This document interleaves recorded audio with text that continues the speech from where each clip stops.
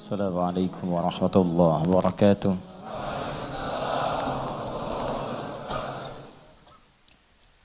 Alhamdulillahi rabbil alamin ala kulli ni'amihil mubin. Wassalatu wassalamu ala rasulillahi sayyidil anbiya'i wal mursalin nabiyyina Muhammadin wa ala alihi wa sahbihi wa ummatihi ila yaumiddin. Amma ba'd.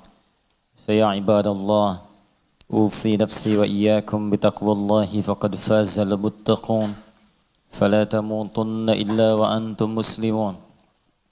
فقال تعالى مذكرا بذلك: يا أيها الذين آمنوا اتقوا الله حق تقاته ولا تموتن إلا وأنتم مسلمون.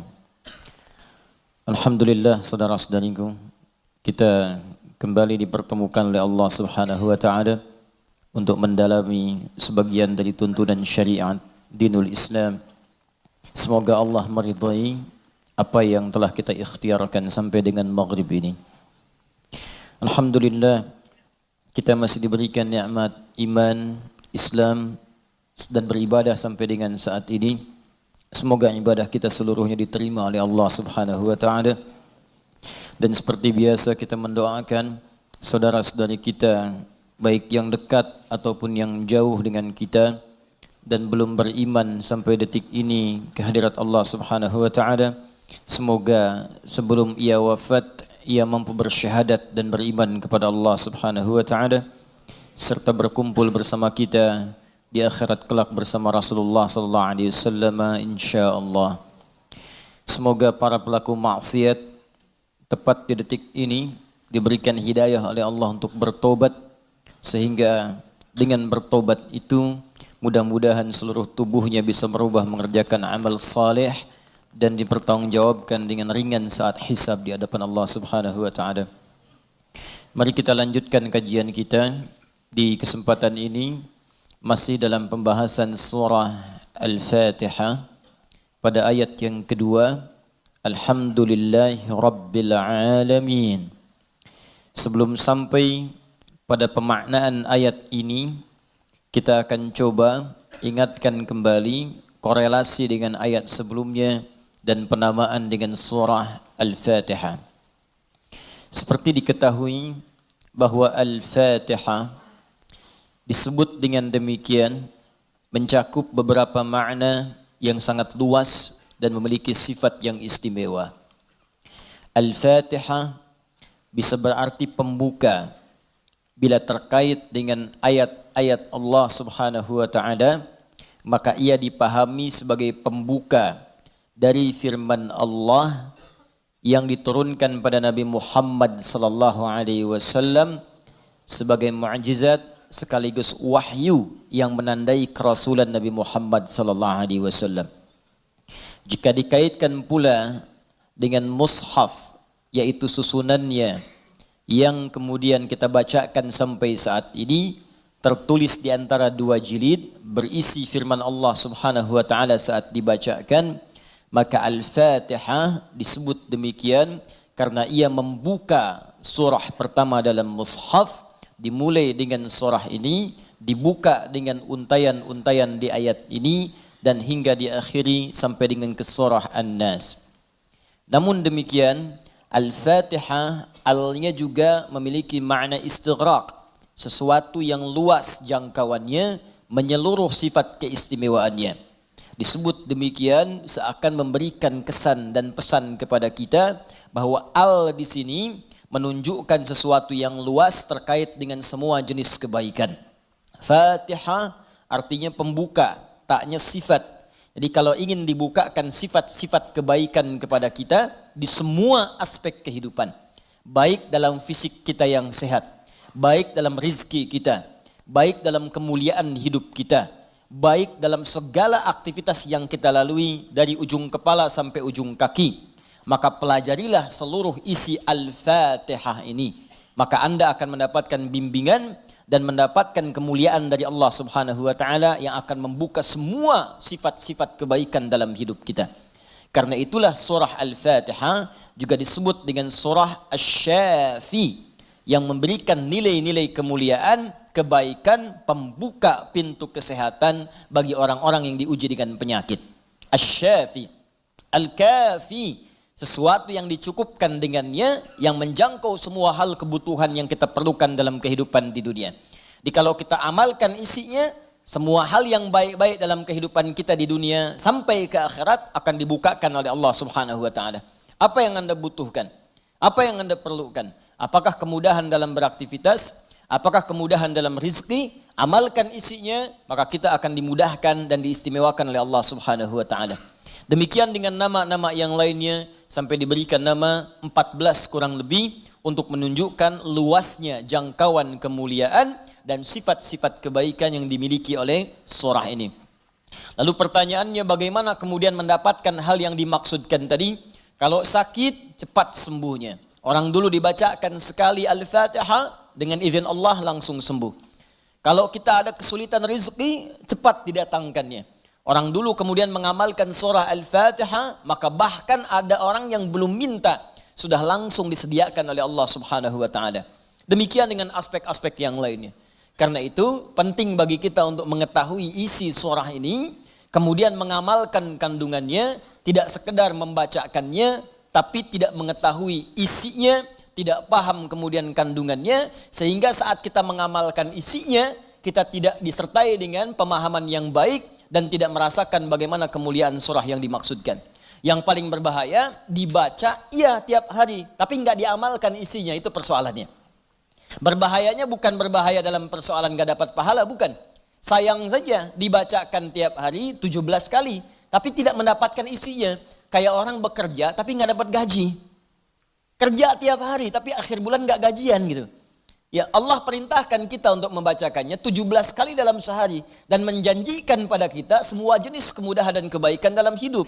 Kita bacakan cuman gak dapat, itu masalahnya. Nah persoalannya, kenapa orang tidak mendapatinya? Boleh jadi bukan karena tidak membacanya, tapi cara membacanya itulah yang tidak sesuai dengan yang diinginkan oleh Al-Quran dan isi surah itu sendiri. Karena itu coba kita gali bagaimana kemudian surah ini diurutkan ayat-ayatnya dan dijelaskan oleh Allah dengan untaian firman-Nya yang sangat luar biasa. Baik, di pertemuan yang lalu kita telah mulai dengan ayat yang pertama. Begini cara memahaminya. Al-Fatihah. Kalau kita ingin memulai bacaan Al-Quran, maka mulai dengan surah ini. Itu yang khusus. Al-Fatihah. Jika kita ingin mendapatkan semua jenis kebaikan dalam hidup dunia akhirat, maka mulai pahami ayat-ayat berikut ini. Cara memahaminya, 1. Bismillahirrahmanirrahim. Baik. Bismillahirrahmanirrahim. Amalkan bagian ayat yang pertama yang memiliki 5 makna dalam kalimat atau ayat yang telah disebutkan tadi. Huruf ba, kedua ismun, ketiga Allah, keempat ar-Rahman, kelima ar-Rahim. Ba yang memiliki 14 makna. Di antaranya di ayat ini ada makna yang terkait dengan ghayah, tujuan. Ada ilsaq, sesuatu yang lekat sekali, dekat, tak terpisahkan. Kemudian musahabah yang mengawasi kemanapun kita beraktivitas. Kemudian ada istighraq, sesuatu yang luas, menyeluruh, ya, tanpa kecuali. Lalu kita mengatakan bismillah, baknya kita sebutkan, ini artinya jadikan semua aktivitas kita tanpa kecuali, istighraq. Dari bangun tidur sampai tidur lagi, lakukan ghayah semua lillah karena Allah Subhanahu wa taala. Jadi kalau ingin dibukakan pintu kebaikan oleh Allah, Al-Fatihah, ingin semua dibuka baik, seluruh aktivitas kita, maka niatkan semua yang baik-baik karena Allah. Itu kunci pertamanya. Bangun tidur, niatkan karena Allah. Di begitu Anda bangun, niatkan semua aktivitas karena Allah Subhanahu wa taala.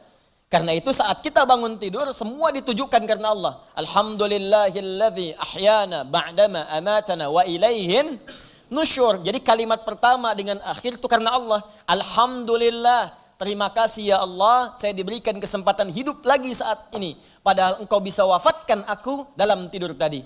Dengan izinmu, ya, sesuai dengan ajal darimu, aku diberikan semua kesempatan untuk hidup lagi. Alhamdulillah, semua pujian aku berikan kepadamu. Lillah.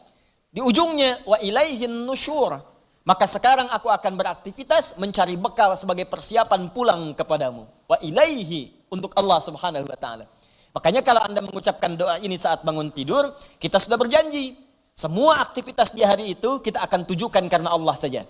Mencari bekal, bukan karena yang lain. Jadi kalau Anda ucapkan doa tadi, berarti nanti makannya karena Allah, minumnya karena Allah, bekerjanya karena Allah, salatnya karena Allah, infaknya karena Allah, merawat anak karena Allah, semua karena Allah. Ghaya. Awas, hati-hati ya, hati-hati. Maka dampaknya orang yang semua aktivitasnya dilakukan karena Allah Subhanahu wa taala, maka fungsi ba yang ketiga. Satu tadi ghaya, kedua istighraq, yang ketiga ilsaq dan musahabah. Lekat dan diawasi oleh Allah. Kalau dulu kita contohkan orang yang meniatkan semua aktivitas karena Allah, maka yang kedua rumusnya rasakan seakan-akan aktivitas itu diawasi oleh Allah Subhanahu wa taala dengan pengawasan yang lekat seperti lem yang menempel yang menyatukan dua sisi. Ya, mau minum, rasakan diawasi oleh Allah. Bismillah, minum, lakukan karena Allah. Maka mohon maaf ketika minum Anda dikerjakan karena Allah dan merasa diawasi oleh Allah, ini kuncinya. Awas, ini kuncinya. Karena ada orang yang melakukan sesuatu karena Allah, tapi nggak merasa dilihat. Nggak merasa diawasi. Ini saya tanya pada Anda, maaf ya, tadi saat sholat itu, sholatnya karena Allah bukan? Jawab aja, karena Allah bukan? Karena Allah. Baik, kalau sesuatu dikerjakan karena Allah, maka rumus keduanya, rasakan Allah mengawasi kita. Pertanyaan saya yang kedua, saat Anda sholat tadi, saya sholat, kita sholat, merasa nggak diawasi Allah? Merasa nggak dilihat Allah? Karena beda antara orang yang merasa diawasi dengan yang hanya mengerjakan saja, itu lain. Akan beda, silahkan Anda bekerja, merasa diawasi, Anda akan serius dalam pekerjaan Anda. Mahasiswa yang sedang ujian, merasa diawasi, itu akan fokus kepada soal. Susah, mau noleh kanan khawatir, ada CCTV. Mau noleh kiri juga khawatir, karena terawasi, dia akan fokus. Makanya orang sholat itu kalau benar-benar sholatnya merasa diawasi, dia fokus, gak akan nengok kanan kiri. Gak ada istilahnya ketika takbir Allahu Akbar, tangannya gak sedekap nih. Tahiyatnya kok gerak-gerak ya. Atau bahkan saat sholat mikirkan yang lain. Allahu Akbar, tender ya Allah, tender. Allahu Akbar, WhatsApp belum dibalas. Allahu Akbar, status belum diupdate. Jadi kalau kita benar-benar merasakan diawasi Allah, bahkan kita pun akan belajar bagaimana cara membacakan bacaan dalam sholat supaya benar. Karena malu gitu. Malu baca Al-Fatihah, bacaan belum bagus. Dan merasa didengar Allah, kan malu. Anda bicara di depan saya, bicaranya nggak jelas, Anda sendiri sudah nggak enak. Ustadz Adi, saya mau bertanya, silahkan. Kan kalau kedengaran nggak jelas pun, saya dengarnya pun nggak paham, Anda nyampaikan pun nggak enak. Sekarang Anda sholat setiap hari, 5 waktu menghadap Allah, belum tambahan sholat sunnah. Dan Anda sadar bacaan Anda belum bagus. Tapi anehnya merasakan didengar oleh Allah dan diawasi. Apa nggak malu gitu? Coba deh satu kali rasakan hal yang demikian. Jadi kalau kita memang merasa, itu dampaknya lain ke dalam ibadah kita. Nanti rumus terapannya, aktivitas harian kita. Ini minum, ini memang minum ini pekerjaan sederhana, tiap hari kita minum.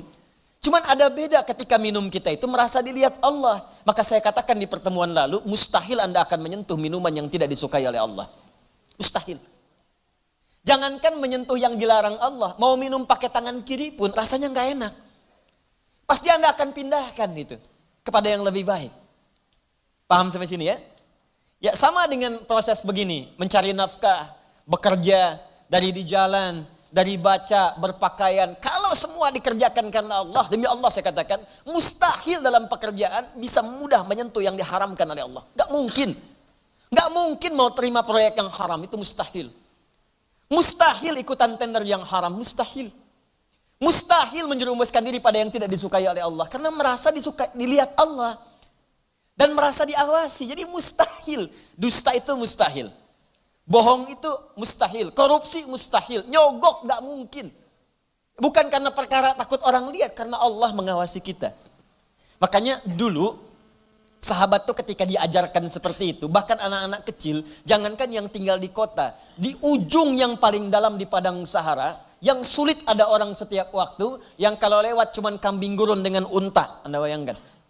Lewat kambing gurun unta, kambing gurun unta, kambing gurun unta. Tapi perhatikan bagaimana mereka mengamalkan huruf ba dalam Bismillahirrahmanirrahim. Diuji oleh sahabat Umar bin Al-Khattab radhiyallahu taala anhu. Lewat padang pasir, kelihatan anak muda sedang menggembala. Saat menggembala itu, menggembala kambing, ditanya oleh Umar, diuji. Kata Umar, saya mau beli sebagian dari kambingmu itu. Kata orang ini bukan punya saya, punya tuan saya. Punya tuan saya. Kata Umar, tuanmu kan gak ada di sini. Ini padang pasir yang luas. Orang yang gak ada. Beli aja, bilang dimakan serigala. Apa kata penggembala ini? Lalu di mana Allah? Idzan fa'ain Allah. Bayangkan penggembala saja di padang pasir yang orang yang gak ada, yang gampang saja bilang ini dimakan serigala, dapat keuntungan banyak gitu. Ya, luar biasa. Yang dia katakan pertama kali bukan sekedar menolak, gak mau takut ketahuan sama tuan, takut ketahuan sama pemiliknya, takutnya tidak. Pertama kali jawaban yang keluar, idzan aina Allah. Lalu Allah di mana? Allah di mana? Demi Allah saya katakan hakul yakin kalau setiap muslim merasakan dalam dirinya bahwa dia diawasi oleh Allah Subhanahu wa taala, maka lurus, damai, tenang, tentram dan baik semua urusan kehidupan. Enggak ada penipuan dalam perdagangan, enggak ada penipuan dalam hal-hal interaksi kehidupan, tidak ada kecurangan, tidak ada keburukan, semua baik karena merasa dilihat oleh Allah Subhanahu wa taala. Itu baru huruf ba. Baru ba. Coba tiap hari kita baca itu. Satu huruf ini aja. Mohon maaf ya. Selama hidup kita udah diamalin belum? Satu huruf ini aja. Ayo suami sama istri. Berapa kali berkata hal-hal yang tidak tepat? Istri terhadap suami. Berapa kali menerangkan sesuatu yang tidak tepat? Anak pada orang tua. Orang tua kepada anak. Walaupun hal-hal yang ringan. Bapak mau permen. Nanti papa beliin satu truk. Kapan truknya datang? Ini huruf ba saja satu gitu. Anda menuntut banyak dari Allah, tapi Allah meminta kita mengamalkan satu huruf aja, kita nggak maksimal. Coba lihat tuntutan kita setiap hari. Ya Allah lancarkan usahaku, ya Allah luluskan dalam kuliahku, ya Allah mudahkan pernikahanku, ya Allah berkahi hartaku, ya Allah lancarkan pekerjaanku. Banyak yang diminta, sembuhkan aku. Kata Allah, aku berikan semuanya. Amalin satu aja huruf ba. Ba. Ketika benar mengerjakannya, ismun, bimakna sumuun, bimakna raf'un, terangkat, dimuliakan, ditinggikan. Ketika benar mengamalkannya, maka Allah akan berkenan meninggikan derajat kita, memuliakan kita pada semua aktivitas yang kita kerjakan dalam kehidupan kita. Syaratnya satu, kerjakan semua karena Allah Subhanahu wa taala. Allah sifatul uluhiyah wal ubudiyah, al-ma'budu bil haqqi awil haqqil ma'bud. Bukan sekedar menunjukkan aktivitas karena Allah saja, tapi lekatkan dua sifat saat mengerjakannya. Saya mau minum ya, saya ucapkan bismillah. Bukan sekedar merasakan Allah mengawasi kita saja, tapi rasakan yang mengawasi kita punya sifat uluhiyah, sifat ketuhanan. Ini Tuhan saya. Allah. Gambarannya begini, maaf ya, gambarannya begini. Pimpinan saja, pimpinan di kampus, rektor mengawasi ujian Anda serius. Pimpinan di kantor, mudir, direktur utama mengawasi Anda begitu serius. Pengawas saat Anda bekerja, maaf, di sekolah, di SD, di SMP, di SMA ada pengawas, maka semua guru-guru serius. Semua serius. Sekarang yang mengawasi kita bukan makhluk lagi. Pencipta rektor, pencipta direktur, pencipta kemudian pengawas, pencipta semuanya. Jauh di atas mereka semua.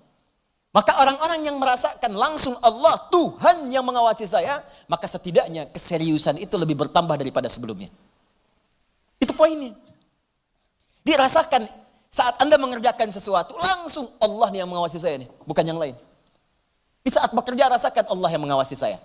Saya nggak peduli ada manajer, nggak ada direktur, terserah. Ada supervisor, tidak ada supervisor, terserah. Yang penting Allah mengawasi saya. Itu poin pertama. Awas, ini perkaranya ringan nih, ya. Kelihatannya sedikit kecil, ringan, tapi dampaknya besar sisi Allah Subhanahu wa taala. Jika benar kita mengerjakannya dengan menuhankan Allah dan merasakan pengawasan Allah Subhanahu wa taala, maka nanti lihat dua terakhir di bagian penutup ayat tadi. Yang kedua, sifat ubudiyah. Ini yang sering gagal di sini. Haqqul ma'bud wal ma'budu bil haqq. Yang berhak untuk disembah dan yang disembah dengan yang sebenar-benarnya. Saya jelaskan di pertemuan yang lalu. Ya, siapa dia?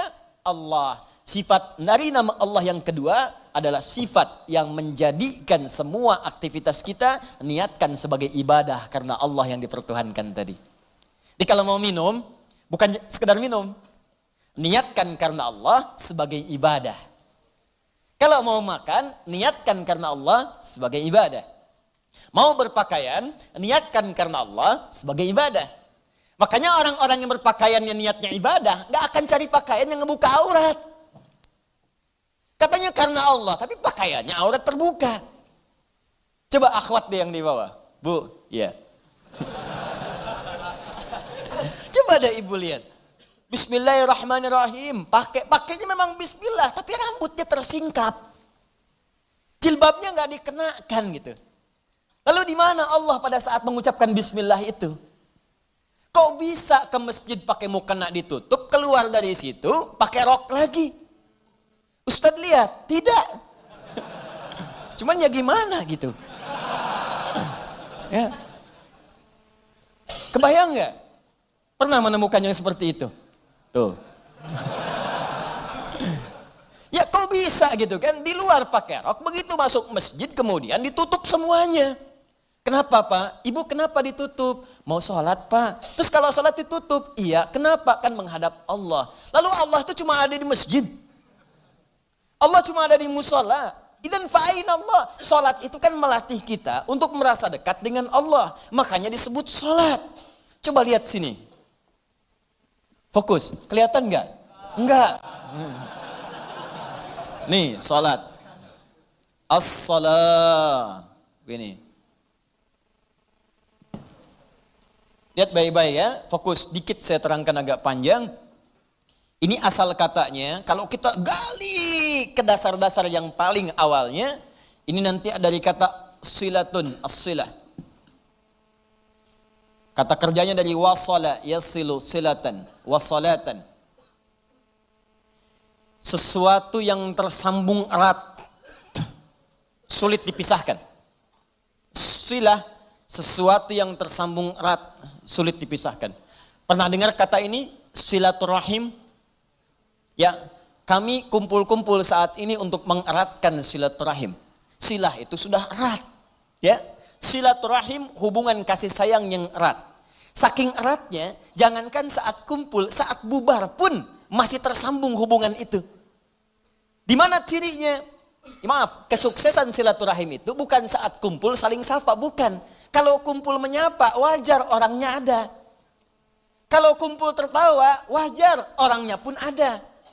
Silaturahim itu kalau ingin dilihat suksesnya saat pulang, apakah dia masih mendoakan Anda? Apakah masih mengingatkan Anda dalam kebaikan? Akhi besok taklim ya, akhi malam tahajud ya. Kemudian Anda doakan tanpa sepengetahuan dia. Ya Allah sayangi sahabat saya. Ya Allah kekalkan hubungan kami sampai dengan ke surga. Ya Allah jaga keluarga dia dalam kebaikan. Ya Allah sehatkan semua anggota keluarganya. Ya Allah jadikan kami bersaudara keluarga kami dengan keluarga dia. Itulah silaturahim, silah. Hubungan yang erat, yang tak terputuskan dan tidak tersekat oleh tempat dan keadaan serta waktu. Itu silah. Nah kalau kita ingin menjadikan latihan supaya kita terhubung dengan Allah, kapanpun, dimanapun tanpa disekat oleh tempat dan waktu, maka latihannya untuk mendekat kepada Allah disebut dengan sholat namanya. Di sholat ini cara kita terhubung dengan Allah. Supaya saat terhubung itu bukan cuma di masjid, nggak ada sekat tempat dimanapun tersambung dengan Allah. Dikeluar dari masjid, ingat Allah. Makanya orang yang jalannya keluar dari masjid ingat Allah, maka jalannya pun jalan yang merasa diperhatikan oleh Allah. Gak akan dia sombong. Dan gak akan pernah tertukar sendal. Betul. Karena dia ingat Allah. Allahumma inni as'aluka min fadlik. Ya Allah, saya memohon semua kemuliaan darimu. Begitu keluar pakai sendal, gak akan tertukar. Bismillahirrahmanirrahim. Bukan punya saya. Mirip. Ya Allah, maaf. Pakai lagi. Jelas ya? Nah, itu namanya. Karena itu orang mengatakan as-salah itu doa. Ad-doa. As-salatu ya doa. Pengertian fikih. Salat itu doa. Karena semua awal sampai akhirnya dalam salat kita baca doa. Tapi kenapa doa disebut salat? Karena saat berdoa kita tersambung dengan Allah subhanahu wa ta'ala. Itu poinnya. Makanya setiap orang berdoa itu nyambung dia dengan Allah. Ya Allah, ya Allah, ya Allah, nyambung. Karena itu di fikih disebut as-salat ya doa. Tapi asal maknanya sesuatu yang terhubung dengan Allah, hubungan yang sangat erat, tak terpisahkan waktu dan tempat. Makanya aneh kalau ada orang sholat ke masjid, dari mulai rok mini, kemudian pakai mukena ditutup, keluar masjid dibuka lagi.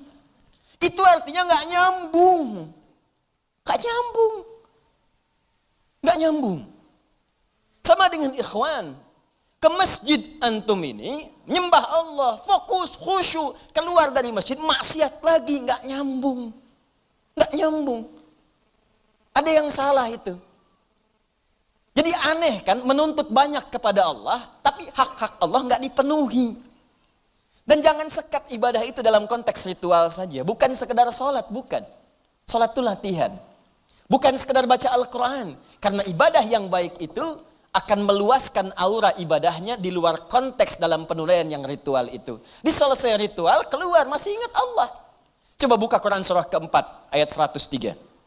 Perhatikan bagaimana Allah menjelaskan keutamaan apa yang dikerjakan setelah sholat itu. Tadi yang saya terangkan maknanya. فَإِذَا قَضَيْتُمُ الصَّلَاةَ Maka jika engkau telah selesai mengerjakan sholat, فَذْكُرُ اللَّهِ Maka sholat yang benar itu saat dikerjakan akan mengingatkan engkau dengan Allah. Maka ingatlah Allah. Qiyaman saat berdiri. Jadi kalau orang benar sholatnya, selesai sholat berdiri, yang diingatnya Allah. Wa qu'udan, duduk. Anda ke musola di kantor, balik dari ke musola, balik lagi ke meja. Duduk di kursi, depan komputer, duduk sambil ngetik. Fadhkurullah, ingat Allah. Bukan sekedar subhanallah, subhanallah, subhanallah. Sambil ngerjain proyek, astagfirullah, astagfirullah, astagfirullah. Dicek oleh supervisor, di komputernya astagfirullah semua. Bukan itu. Bukan itu maksudnya. Maksudnya ketika Anda kerjakan itu, Anda ingat Allah, maka nggak ada nol yang bertambah. Tidak ada angka yang berubah, sesuai semuanya. Kenapa? Karena merasa diawasi oleh Allah Subhanahu wa ta'ala. Tuh, 2 poin itu hadir nggak dalam kehidupan kita? Apakah selama ini berpakaiannya karena Allah? Maka pakaian ini nggak akan dicari dari sesuatu yang haram. Dan pakaian ini akan digunakan pada yang baik-baik. Makanya pakaian yang diperoleh dari harta yang baik akan keluar perbuatan baik dari itu. Harta benda yang dihasilkan dari proses yang halal, semuanya akan berkah. Coba lihat tuh, saya kan sering katakan, itu sendal Anda berapa kali dipakai ibadah? Berapa kali dipakai untuk ke masjid? Sepeda Anda, motor Anda, mobil Anda. Di rumah ada nggak satu ruangan yang belum pernah dipakai ibadah? Ada nggak? Coba cek, cari ya satu ruangan di rumah yang di situ nggak pernah dipakai ibadah, cari. Mulai sekarang pulang pakai dulu di situ. Khawatirnya saat dihisab itu nggak ada nilainya. Cuma jadi gudang. Jadi gudang. Masya Allah. Koper ditaruh di situ. Kopernya pernah umrah tapi nggak pernah dipakai ibadah di situ. Ya. Ini sederhana teman-teman sekalian. Tapi ini syarat mutlak untuk mendapatkan apa yang tadi kita inginkan. Al-Fatihah. Al-Fatihah. Ba-nya disertai dengan sifat uluhiyah dan sifat ubudiyah. Kalau benar semua itu dikerjakan, maka ditutup dengan kalimat Ar-Rahmanir Rahim. Makanya Ar-Rahmanir Rahim harakatnya kasrah, ikut kepada Allahnya, sifatnya. Silakan cek. Bismillahirrahmanirrahim. Gak ada A, gak ada U. I. Silakan lihat. Bismillahirrahmanirrahim. Ada? Hah? Ar-Rahman itu na'at. Awas, na'at kepada sifat sebelumnya man'ut Allah. Di ilmu nahwu sifat mausuf na'at man'ut. Siapa yang disifati? Allah. Siapa yang diman'uti? Allah. Di na'atnya Ar-Rahman, sifatnya Ar-Rahman, mausufnya Allah. Dan sifat mausuf enggak terpisahkan. Paham? Tidak. Nggak bisa dipisahkan. Yang disifati dengan sifatnya. Yang disifati itu Allah. Sifatnya Ar-Rahman. Plus Ar-Rahim. Sifat dengan yang disifati nggak bisa dipisahkan. Sifat Ar-Rahman nggak terpisahkan dengan Allah. Jadi kalau ingin mendapatkan sifat Rahman, maka amalkan sifat dalam lafaz Allah yang tadi disebutkan. Ingin mendapatkan kemuliaan dalam Rahman, maka amalkan 2 sifat yang melekat pada kalimat Allah. Uluhiyah, kemudian ubudiyah. Pertuhankan Allah dan lakukan semua pekerjaan sebagai ibadah. Maka semua urusan dunia yang baik-baik Allah buka. Sifat Allah yang memberikan semua kemuliaan dunia disebut dengan Rahman. Nanti semua yang kita kerjakan karena ibadah punya bekal akhirat. Bismillahirrahmanirrahim. Minum. Alhamdulillah. Contoh. Nah, dituliskan ini. Karena diucapkan bismillahirrahmanirrahim, ada kemudahan, berkah, memberikan kekuatan dunia. Tapi poin terbesarnya, begitu disebutkan bismillahirrahmanirrahim, dituliskan pahala akhiratnya. 10 poin.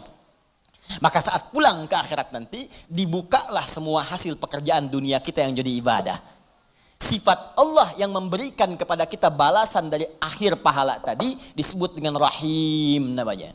Makanya semua pekerjaan yang tidak disebutkan nama Allah di dalamnya, maka dia kehilangan poin pahalanya. Sifat Rahim tidak akan pernah diberikan pada hamba yang tidak mendulang pahala dalam beraktivitas saat di dunia.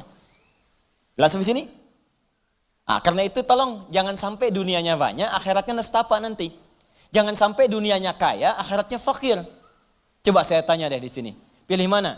Kaya dunia, fakir akhirat, atau fakir dunia, kaya akhirat? Benar. Benar, cepat. Perwakilan ibu-ibu. Biasanya ibu-ibu lebih cepat. Bu, ada saingan di sini. Ya kaya dunia, kaya akhirat. Rabbana atina fid dunya wa fil akhirati wa qina adzabannar. Itu poinnya. Jadi kerjakan semua karena Allah. Ini kelihatan ringan, tapi kalau diamalkan akan ada perbedaan dalam kualitas kehidupan kita. Sekarang bagian yang pentingnya, ini yang kita sambungkan ke ayat yang kedua. Setelah kita mengerjakan semua karena Allah itu, dan Allah berikan apa yang dijanjikan tadi. Ya Allah, saya ingin mudah bekerja. Bismillahirrahmanirrahim. Ternyata diberikan. Ya Allah, besok saya ingin ujian. Bismillahirrahmanirrahim. Ternyata lulus. Ya Allah, besok saya akan lamaran. Bismillahirrahmanirrahim. Diterima lamarannya. Ya Allah, besok saya akan menikah. Bismillahirrahmanirrahim. Lancar akadnya. Lantas apa yang harus kita lakukan setelah Allah berikan semua itu untuk bisa mengabadikan nikmat yang diberikan tadi atau bertambah dari yang sebelumnya? Maka itu yang akan kita bahas setelah menunaikan salat Isya nanti pada ayat yang kedua, Alhamdulillahi Rabbil Alamin. Kita jeda untuk menunaikan salat Isya berjamaah. Subhanakallahumma bihamdika asyhadu an la ilaha illa anta astaghfiruka wa atubu ilaik. Assalamualaikum warahmatullahi wabarakatuh.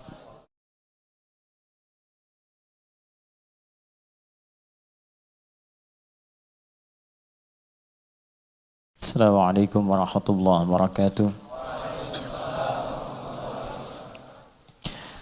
Alhamdulillah. Wassalatu wassalamu ala Rasulillah wa ala alihi wa sahbihi wa man wala wa ba'd. Saudara-saudariku, kita telah menunaikan salat Isya berjamaah. Semoga salat kita diterima oleh Allah Subhanahu wa taala. Kita lanjutkan kembali bahasan kita dan saya mengajak kita semua untuk mempraktekkan apa yang telah kita bahas. Minimal yang pertama, kita niatkan pelajaran kita ini sebagai ibadah karena Allah Subhanahu wa taala. Dan silahkan yang menemukan kelapangan di setiap tempat, kalau masih ada ruang, silahkan bisa berbagi sehingga tidak terlampau nanti lelah untuk berdiri. Kemudian yang kedua, jika menemukan tempat silahkan bisa langsung duduk dan menyesuaikan. Ya, dulu orang banyak berdiri untuk menunggu kendaraan. Di terminal, nunggu bis berdiri, nunggu kereta berdiri. Sekarang Masya Allah di majlis ta'lim ada yang berdiri. Mudah-mudahan itu pertanda kebaikan-kebaikan insya Allah. Ya. Cuman kelamaan berdiri juga nggak baik. Boleh diluaskan ya. Tapi kalau sudah tidak memungkinkan di tempat Anda mendapatinya, di situ Anda duduk. Ya, kecuali tangga dan toilet. Ya, bisa geser sedikit. Baik.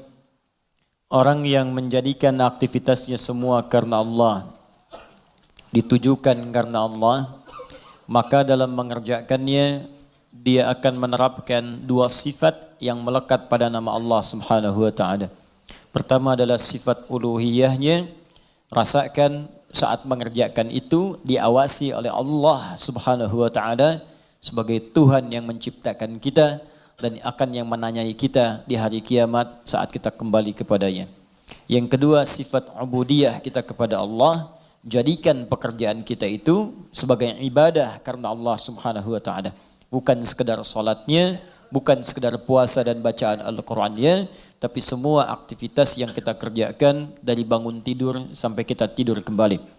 Jika semua itu dikerjakan karena Allah, maka Allah akan mengangkat derajat kita, memuliakan kita dan meliputkan pada diri kita semua jenis-jenis kebaikan Di dunia diturunkan sifatnya disebut dengan Rahman, di akhirat diberikan balasan pahalanya dengan menurunkan sifat yang mulia khusus bagi orang yang beriman, yaitu sifat Rahim. Jika kita telah menerima itu semua, terkhusus dalam kehidupan dunia kita. Tadi saya sampaikan, kita ingin besok ujian lulus, Allah luluskan. Kita ingin pekerjaan lancar, Allah lancarkan. Kita ingin dapat satu proyek berhasil, Allah tetapkan kita berhasil di dalamnya. Maka jika semua itu sudah Allah berikan kepada kita, badan sehat, pandangan awas, pendengaran jelas, kaki melangkah dengan nyaman, tidak ada persoalan pada tubuh kita, rumah juga sudah cukup, kendaraan baik, semua nyaman dalam kehidupan, maka apa yang harus kita lakukan kepada Allah Subhanahu wa taala? Maka turun ayat yang keduanya, melanjutkan bagian yang tadi untuk mengabadikan nikmat atau bahkan menambahkan nikmat yang telah Allah anugerahkan kepada kita. Maka disampaikanlah oleh Allah Subhanahu wa taala, alhamdulillahi rabbil alamin. Alhamdulillahi rabbil alamin. Kita baca dulu tafsirnya dalam keterangan Al-Imam Ibnu Katsir rahimahullah dalam kitabnya Tafsirul Quranul Azim, supaya kita bisa mendapatkan pandangan dari ulama. Nanti saya jelaskan huruf per huruf, kalimat per kalimatnya yang memadukan dengan kitab-kitab yang sebagiannya telah sampaikan kepada Anda semua di pertemuan yang lalu. Halaman 35. Alhamdulillahi rabbil alamin. Firman Allah Subhanahu wa taala, alhamdulillahi rabbil alamin. Saya bacakan dulu kitabnya. Al-Qurra'us sab'ah 'ala dhammid dal fi qawlihi alhamdulillah. Semua para pembaca dalam riwayat yang 7. Jadi ada 7 riwayat dikenal dengan bacaan mutawatir. Ya, sab'ah qira'ah al-mutawatirah. Ya, 7 jenis bacaan ini bacaan yang diterima. Ingat ya, diterima oleh seluruh lapisan umat Islam yang tersambung sanadnya. Ya, beritanya, informasinya, pengajarannya ke Rasulullah sallallahu alaihi wasallam, diterima dari malaikat Jibril alaihissalam, bersumber dari Allah Subhanahu wa taala. 7 jenis ini dibaca pada bacaan Al-Qur'an, juga dibacakan sah dalam salat. Ya, dibacakan sah dalam salat. Ya, misal kita dalam bacaan Al-Fatihah ada ayat, nanti kita akan baca Maliki Yaumiddin. Ya, Maliki Yaumiddin. Maliki Yaumiddin. Maliki bisa dibaca panjang, 2 harakat mad tabi'i, Maliki Yaumiddin. Boleh dibaca pendek di mimnya, maknya. Maliki Yaumiddin, Maliki Yaumiddin. Kan? Misal, Ihdinas siratal mustaqim. Ihdinas siratal mustaqim. Sirat. Ihdinas sirat. Boleh dibaca pakai sad. Ihdinas sirat. Hafaz dari Asim, baca pakai sad. Ihdinas siratal mustaqim. Qunbul, baca pakai sin pada awalnya. Ihdinas sirat. Ihdinas sirat. Ruwais pakai sin. Ihdinas sirat. Tapi lughah Quraisy menggunakan sad. Ihdinas sirat. Sirat. Ya? Boleh dibaca ismam. Ya? Seperti terdengar huruf zai. Ihdinas zirat. Ihdinas zirat. Baik menggunakan sin, sad ataupun ismam terdengar seperti zai, itu sumbernya sah, diajarkan dari Nabi SAW. Ya, kenapa? Karena ada orang biasa pakai sad. Ada orang yang biasanya pakai sin. Ya, kembali ke asal kalimat, karena nggak bisa baca sad, bisanya sin. Di setiap disebutkan sad, sin, sad, sin, sad, sin. Ya, wah, ihdinas sirat, dia pakainya sin, ihdinas sirat. Ya, dipaksa-paksa sampai kiamat kurang 2 hari, ya, susah. Menglidahnya begitu. Ya, ada yang kedengaran A, ada yang E. Seperti sering saya sampaikan, ini yang paling mudah. Ya, nanti ada imalah kubra. Misalnya Hamzah punya 2 murid, Khalad dengan Khalaf. Imalah bacanya pakai E, termasuk Warsh, ya, pakai E. Warsh muridnya dari Imam Nafi' rahimahullah, punya 2 murid, Qalun dengan Warsh. Qalun sekarang dipraktikkan di wilayah Afrika Utara, ya, kayak Libya, Tunisia, ya, Maroko, Aljazair, itu pakai Qalun. Sebagian pakai Warsh, berasal dari Mesir imamnya. Ya, Warsh itu nama dari orang yang arti bacanya jelas. Ya, warash, li warashati qiraati, karena jelasnya bacaannya. Ya, itu ada bagian tertentu yang menggunakan imalah. Jadi kalau kita baca wadduha, contoh wadduha, ini wadduha. Ya, wadduha wal laili idza saja ma wadda'aka rabbuka wa ma qala walal akhiratu khairul laka minal ula. Itu yang kita baca, hafaz dari Asim.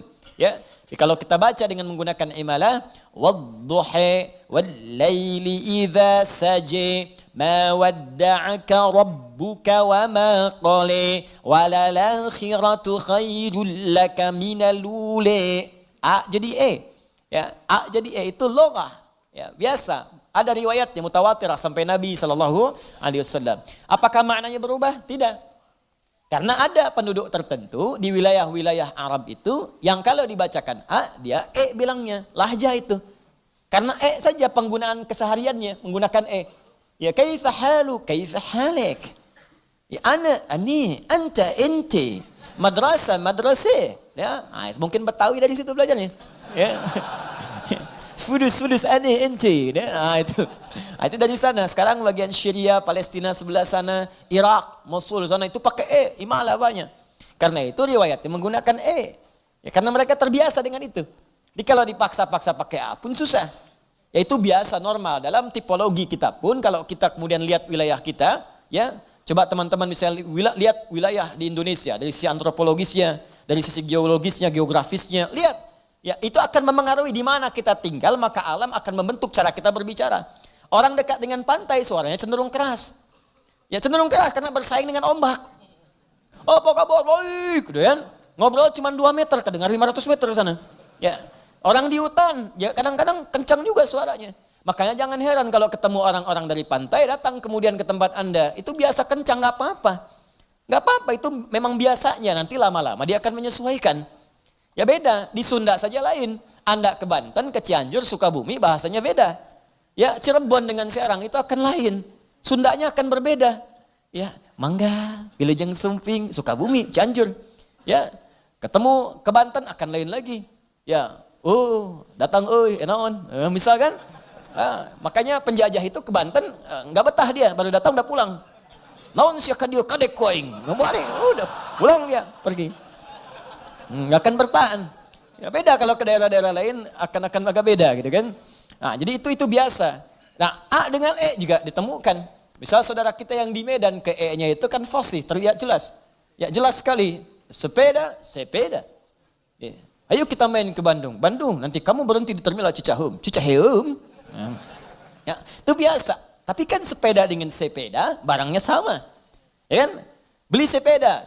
Oh ini sepeda, bukan sepeda. Barangnya sama, bungkus jadi. Ya, sama wadduha dengan wadduha, bacaannya berbeda tapi maknanya sama. Nah, ini boleh dibaca dalam salat juga tapi menyesuaikan dengan bacaan masyhur di penduduknya.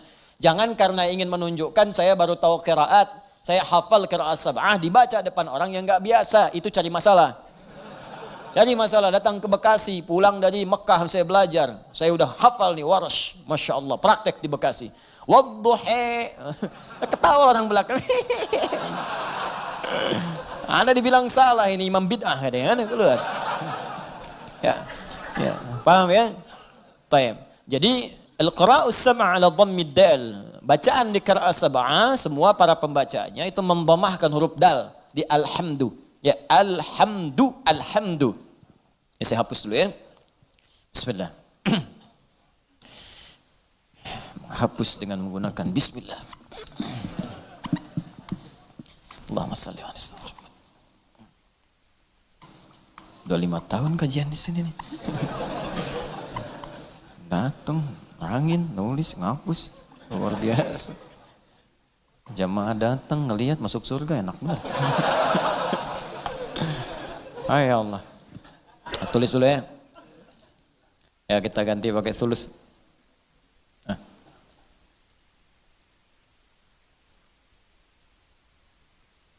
Ya. Alhamdu. Ini khat thuluth namanya. Dia ada diwani, ada thuluthi, ada naskhi. Ya. Yang terbaru saka namanya. Saka hoyong. Baik, yang pertama Al-Qira'us sab'a 'ala dhammi ad-dali fi qawlihi alhamdulillah. Al-Qira'us sab'a semua bacaan yang 7 itu kemudian menggunakan dhammah, ini harakatnya, dhammah rafa' dal pada huruf dal. Dibacaannya alhamdulillah. Ya, kalau saya sempurnakan, coba tambahkan dulu untuk nasakh ya supaya bisa mudah dibaca. Alhamdulillahi rabbil alamin. Ya. Alhamdulillah. Rabbil alamin. Ya. Perhatikan sini. Ini yang pertama pakai dhammah. Ini yang dibaca dalam salat, di luar salat seperti kita baca mushaf Al-Qur'an atau sedang murajaah Al-Fatihah. Dibacaannya alhamdu, bukan alhamda pakai fathah atau alhamdi pakai kasrah. Ya, apa bacaannya? Du, alhamdu pakai dhammah. Jadi kalau dibaca dalam salat, jangan baca menggunakan fathah, alhamda atau kasrah alhamdi, tidak. Baca menggunakan dhammah, alhamdulillah. Huwa mubtada'un wa khabarun. Huwa mubtada'un wa khabar. Jadi di hukum i'rabnya, di gramatikal bahasa Arab, alhamdu itu mubtada. Mana khabarnya? Lillahi rabbil alamin. Alhamdu, apa mubtada, apa khabar? Nah ini yang berdampak nanti pada pemaknaan. Ya, berdampak pada pemaknaan. Mubtada itu dalam kaidah bahasa disebut dengan setiap kata berada di awal kalimat. Wah, setiap kata berada di awal kalimat mubtada. Nah, fokus ya, baik-baik. Setiap kata berada di awal kalimat. Itu baru nahwu. Mubtada'un marfu'un wa alamatu raf'ihi dhammatun zahiratun fi akhirih wa tanwinuhu mahdhufun lidukhulil alifi wal lami alaihi. Ya, alhamdu itu mubtada. Rafa, alamat rafa'nya dhammah, jelas kelihatan di akhirnya. Dhammah itu tidak menggunakan tanwin. Kenapa? Karena ada alif lam di depannya. Kalau enggak ada alif lam maka bacaannya hamdun. Ada masuk alif lam maka dibaca alhamdu. Itu mubtada. Tapi kalau dalam ilmu fiqh lughah, dalam fiqh lughahnya beda antara lughah nanti di nahwu. Nahwu itu standar bahasa gramatikal aja. Nahwu itu untuk menentukan apakah ujungnya a, i atau u dalam bacaan. Itu ilmu nahwu. Jadi kalau kita misalnya mengatakan, saya ingin katakan begini, syaribtul ma'a, ma'nya pakai a. A. Hadza al-ma'u, pakai u. Pakai u. Ma'a, syaribtul ma'a, pakai a. Hadza al-ma'u. Ya. Nazal al-qalam ila al-ma'i, i. Ma'a, ma'u, ma'i. Kapan dibaca ma'a, kapan dibaca ma'u, kapan dibaca ma'i. Itu nahwu namanya. Jelas ya? Maka nahwu berkaitan dengan harakat akhir. Perubahan-perubahan kata, yang kata kerja itu saraf nanti. Perubahan kata kerja saraf. Tapi nanti kalau ingin belajar apa maknanya, kenapa berubah di sini? Syaribtu dengan asyrabu apa bedanya? Ya. Kemudian istasyrabtu dengan syaribtu dengan tasyarabtu apa bedanya? Itu ilmu saraf mengajarkan, tapi kalau ingin paham kedalaman perbedaannya, maka kita mesti belajar ke fiqh lughah. Nah, kenapa disebut mubtada? Apa kaitan dengan fiqh lughahnya? Perhatikan. Mubtada itu segala yang terletak di awal. Segala yang terletak di awal. Segala yang terletak di awal sifatnya kalau dalam bahasa itu umumnya disegerakan. Awal. Awal disegerakan. Ingat, setiap yang terletak di awal, bukankah semua yang di awal itu segera sifatnya? Ayo lihat, semua yang ada di sab pertama yang awal-awal bukankah segera yang datang ke sini? Orang yang datang jam 5, tempatnya di awal. Datang jam 6, jam 7, tempatnya agak ke belakang. Kenapa dia bisa di awal? Karena datang dengan segera. Paham? Nah, maka perhatikan baik-baik. Ketika ini hukumnya menggunakan rafa'. Rafa' itu diangkat. Dhammah itu harakat banyak. Banyak itu diangkat. Ya, lihat sini. Supaya nggak bingung. Ini mubtada, saya tulis dulu. Yuk kita praktek ilmu bahasanya. Ini dhammah. Dhammah itu yang harakat u. Jelas? Nanti ada maknanya, nanti saya jelaskan. Kemudian sifatnya rafa' di atas, rafa'. Wa alamat raf'ihi dhammatun zahirah, rafa'. Mubtada sesuatu yang di awal. Sifatnya segera. Dhammah sesuatu yang terkumpul, banyak. Terkumpul. Ini saya bicara fikih bahasa ya, bukan bicara masalah hukum tajwid. Awas, bukan bicara nahwu, bicara fikih bahasa. Kalau bicara nahwu selesai dengan harakat dhammah, a fathah, i kasrah, khafad, nasab, kemudian rafa, selesai. Tapi kalau kita mau bicara lebih dalam, kenapa disebut dhammah? Dhammah kenapa disebut dhammah, harakatnya u? Dari ilmu bahasa karena saat dibacakan in dhamma, mengumpul di mulut kita itu suara kumpul. Fathah disebut fathah terbuka karena lisan kita terbuka saat mengucapkannya a. Ya, kasrah disebut kasrah karena harakatnya pecah di lisan kita sehingga keluar kecil i. Ya, i turun ke bawah disebut khafad i. Itu bacaannya. Tapi di fikih logah beda maknanya. Beda. Sesuatu kalau menggunakan dhammah, in dhamma menunjukkan sesuatu yang banyak. Jadi, kalau ada harakat misalnya masuk menggunakan dhammah, harakatnya dalam satu huruf, itu di fikih bahasa makna pertamanya sesuatu yang mengandung hukum banyak. In dhamma yang dhammu. Sesuatu yang banyak terkumpul. Dah, tahan. Paham sampai sini? Kalau terletak di awal mubtada, di awal kalimat alhamdu terletak di awal, enggak ada kalimat sebelumnya. Ayat kedua turun, alhamdulillahi rabbil alamin. Alhamdu, kalimat pertamanya mubtada, terletak di awal, menunjukkan sesuatu yang sifatnya segera. Jelas? Rafa, sesuatu yang tinggi, tinggi di atas, karena dhammah itu enggak pernah letaknya di bawah, selalu di atas. Ya, sesuatu yang tinggi di atas. Wah, saya cek dulu. Dhammah bunyinya apa? Fathah bunyinya apa? A. Kasrah bunyinya apa? I. Jelas ya? Nah, tinggal praktekkan, itu baru belajar bahasa. Anda mabit di sini, jam 2 mau perbaiki wudhu, begitu keluar di pohon samping, di pohon mangga tuh dekat alisan mat, ya, ada suara tunjuk kasrah. Emang saya takut kasrah ya. Dia berubah, bilang fathah.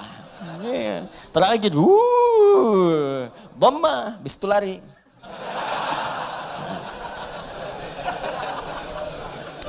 Dah, paham? Nah, sekarang lihat, sekarang kita praktekkan tafsirnya. Ketika menggunakan dhammah disebut dengan mubtada, perhatikan. Alhamdu, sifatnya mubtada, hukumnya disegerakan. Maka kalau Anda sedang mendapatkan nikmat dari Allah Subhanahu wa taala, Rahman, nikmat sehat, nikmat rizki, harta benda, nikmat keluarga, nikmat kenyamanan hidup, maka bersegeralah untuk memuji Allah Subhanahu wa taala. Syukur kepadanya. Maka Anda ucapkan alhamdu, sifatnya disegerakan untuk kita menjadikan sifat syukur kita kepada Allah setelah menerima nikmat. Ini hukum umum. Bukankah Anda kalau saya berikan sesuatu, Anda seketika mengucapkan ucapan? Apa ucapannya? Terima kasih. Ya, saya berikan sesuatu, Anda ucapkan pada saya apa? Terima kasih. Ya kan? Anda terima, Anda ucapkan, saya kasih, Anda terima. Begitu saya berikan, terima kasih. Ya kan? Terima kasih Ustaz. Sekarang Allah berikan pada kita. Allah berikan pada saya, Allah berikan pada Anda, Allah berikan pada kita. Nikmat, kebutuhan, rizki, segalanya. Setelah kita menerima itu, apa yang harus kita lakukan? Maka Allah ajarkan kepada kita. Alhamdulillah. Cepat, segera. Jangan tunda, jangan diakhirkan. Begitu terima, syukur pada Allah. Alhamdulillah. Alhamdulillah. Jelas sampai sini? Makanya kalimat alhamdulillah ini, itu dalam bacaan tafsir bisa dibaca dengan A. Bisa dibaca dengan A untuk menegaskan. Dari mana taunya Ustaz? Teruskan bacaannya. Wa ruwiya an Sufyan ibn Uyainah wa Ru'bah ibn al-Hajjaj annahuma qala alhamdulillahi bin nasbi wa huwa ala idmari fi'lin. Sufyan ibn Uyainah, kemudian juga Ru'bah bin al-Hajjaj, keduanya ahli tentunya dalam bidang qiraat, ya, keduanya menyampaikan riwayat bacaan dengan fathah, tapi riwayat ini untuk tafsir. Ingat, bukan untuk bacaan dalam salat. Boleh dibaca dengan fathah, tapi bukan dalam salat. Ingat, dalam tafsir untuk menegaskan perintah segera bersyukur kepada Allah ketika menerima nikmat. Kenapa dibaca alhamdulillah? Untuk menunjukkan kalimat perintah sebelumnya yang ditiadakan untuk memudahkan bacaan kita. Asal kalimatnya kalau kita turunkan, qulu, perintah dari Allahnya. Qulu. Katakan oleh kalian semua, alhamdulillah, alhamdulillah. Cuman kalimat ini yang nggak muncul. Ya Allah tidak menurunkan kalimat ini karena sudah dipahami oleh orang Arab. Orang Arab paham. Dari mana pahamnya? Karena menggunakan dhammah. Dhammah ini sifat segera. Jadi sifat segera itu nggak dikasih tahu pun sudah paham, harus segera bersyukur. Cuman kita ini yang bukan orang Arab kadang nggak ngerti kenapa mesti dhammah. Maka dijelaskan oleh dua ulama tadi. Kenapa pakai dhammah? Karena asal perintah itu untuk bersyukur sifatnya perintah. Kalau mau dimunculkan dalam tafsir ada kalimat sebelumnya qulu. Kalau dapat anugerah dari Allah cepat minimal katakan, cepat syukuri. Kalau orang Arab gak perlu itu lagi. Makanya ketika Quran diturunkan dengan bahasa Arab tidak menggunakan kata qulu lagi. Saking pahamnya orang Arab dengan itu. Cukup dengan kalimat alhamdulillahi rabbil alamin. Paham? Maka kalimat yang pertama, ini perintah dari Allah Subhanahu wa taala, kalau sudah mendapatkan nikmat yang tadi, nikmat diberi, nikmat sehat, nikmat rezeki, nikmat macam-macam, maka adab yang pertama dari kita terhadap Allah Subhanahu wa taala, berterima kasihlah kepada Allah Subhanahu wa taala dengan semua nikmat yang telah diberikan itu. Kalimat pertama yang kita ucapkan, segera bersyukur kepada Allah dengan kalimat alhamdulillahi rabbil alamin. Maka kalau ada sesuatu kita dapatkan, adab yang pertama, saya tulis ya, adabnya nanti ada 3. 1, ucapkan kalimat tahmid. Awas, nanti ada kaitan nih dengan penambahan nikmat. Anak lulus ujian, alhamdulillahi rabbil alamin. Ya, proyek dapat, alhamdulillahi rabbil alamin. Ya, dapat tempat pertama, alhamdulillahi rabbil alamin. Dagangan habis di luar dagangan habis, alhamdulillahi rabbil alamin. Ya, ta'lim lancar, alhamdulillahi rabbil alamin. Dapat traktiran teman, alhamdulillahi rabbil alamin. Dapat tumpangan pulang, alhamdulillahi rabbil alamin. Alhamdulillah. Adab yang pertama. Jadi sudah adab, antum aja manusia ngasih langsung terima kasih. Masa Allah ngasih tiap hari kita ucapkan alhamdulillah. Itu adab pertama. Awas hati-hati, nanti kalimat ini ringan diucapkan tapi dampaknya besar. Kita akan lihat nanti korelasi dengan ayat yang selanjutnya. Pelan-pelan sebentar di sini. Paham sampai sini? Baik, jadi pertama saya ulangi lagi. Saat kita kemudian mendapatkan semua anugerah dari Allah berupa nilai-nilai kebaikan, maka adab yang pertama bersyukurlah kepada Allah dengan mengucapkan apa? Alhamdulillahi rabbil alamin. Baik, adab yang kedua. Fokus. Perhatikan baik-baik. Bukankah di kalimat alhamdulillah ini ada alif lam? Ingat ya? Ada apa? Alif lam. Saya sering katakan kepada kita semuanya, pada diri saya, pada Anda, pada kita semua. Alif lam pada umumnya terbagi 2 bagian, 2 fungsi. Masih ingat? 1, ma'rifah. Lam ta'rif. Menunjukkan sesuatu yang khusus. Yang kedua istighraq. Ya, alif lam al-istighraq. Menunjukkan sesuatu yang sifatnya luas menyeluruh. Semua, segala, tanpa kecuali. Ta'rif, qalamun, spidol, pena, pulpen, qalamun, al-qalam, yang ini bukan yang lain. Sabburatun, papan tulis. As-sabburah, papan tulis yang ini khusus bukan yang lain. Sayyaratun, mobil, banyak di luar kendaraan. As-sayyarah, pakai alif lam, yang itu bukan yang lain. Salatun, umum, salat, gimana aja, mau cepat, mau lambat, bebas. As-salat, salatnya khusus, ada aturannya, ada ketentuannya, nggak bisa sembarangan. Nah, itu baru tahu alif lam ma'rifah saja. Kalau kita bisa baca Al-Quran dengan benar, kita paham. Kenapa kalimat salat dalam Al-Quran yang bermakna ibadah, dari takbir sampai salam, semua kalimatnya pakai alif lam. Kalau nggak pakai domir di akhirnya atau idhofah, pakai alif lam. Coba kalimat salat pertama Al-Baqarah ayat 3. Alladzina yu'minuna bil ghaibi wa yuqimunas shalah. 43, wa aqimus salata wa atuz zakah wa aqimus salat. 45, wasta'inu bis sabri was salat. 153, ya ayyuhalladzina amanu ista'inu bis sabri was salat. 238, hafizu 'alas salawati was salatil wusta. Tadi dibacakan dalam salat Isya, Quran surat 17 ayat 78. Aqimis salata liduluki syamsi ila ghasaqil laili wa qur'anal fajr. Quran surah 29 ayat ke-45. Utlu ma uhiya ilaika minal kitab wa aqimis shalah. Selalu pakai alif lam. yang bermakna sholat, ibadah. Kenapa menggunakan alif lam? Ingin memberi pesan kepada kita, kalau sholat jangan sembarangan. Jangan semaunya. Asal sholat. Amin. Masya Allah, zuhur 2 menit. Bayangin. Paling nampak saat tarawih lah. Yang 11 rakaat 1 jam. Yang 23 ada yang 7 menit. Kok cepet amat sih? Amat aja gak cepet-cepet. Lancar tiap tahun diulang-ulang, masa belum lancar juga. Lancar sih iya, tapi kan Nabi juga nggak begitu, John. Ada aturannya, ada tumak ninahnya, kan? Ada ketenangannya. Kamu nggak tumak ninah? Wah, tumak ninah sedang sholat sendiri tuh, paling belakang perempuan. Bukan itu. Tenang, bacaan nyaman, fasihnya, kan? Ada harakatnya, ada tajwidnya, ada sifatnya, ada makhrajnya. Ada ketenangannya, ada doanya, itu aturan. Makanya pakai alif lam. Ya, itu ma'rifah. Istighraq menunjuk pada yang luas tanpa ada kecualinya. Semua dicakup. Yang semua yang terdapat, tidak ada satu pun tersisa untuk yang lain. Semua tercakup.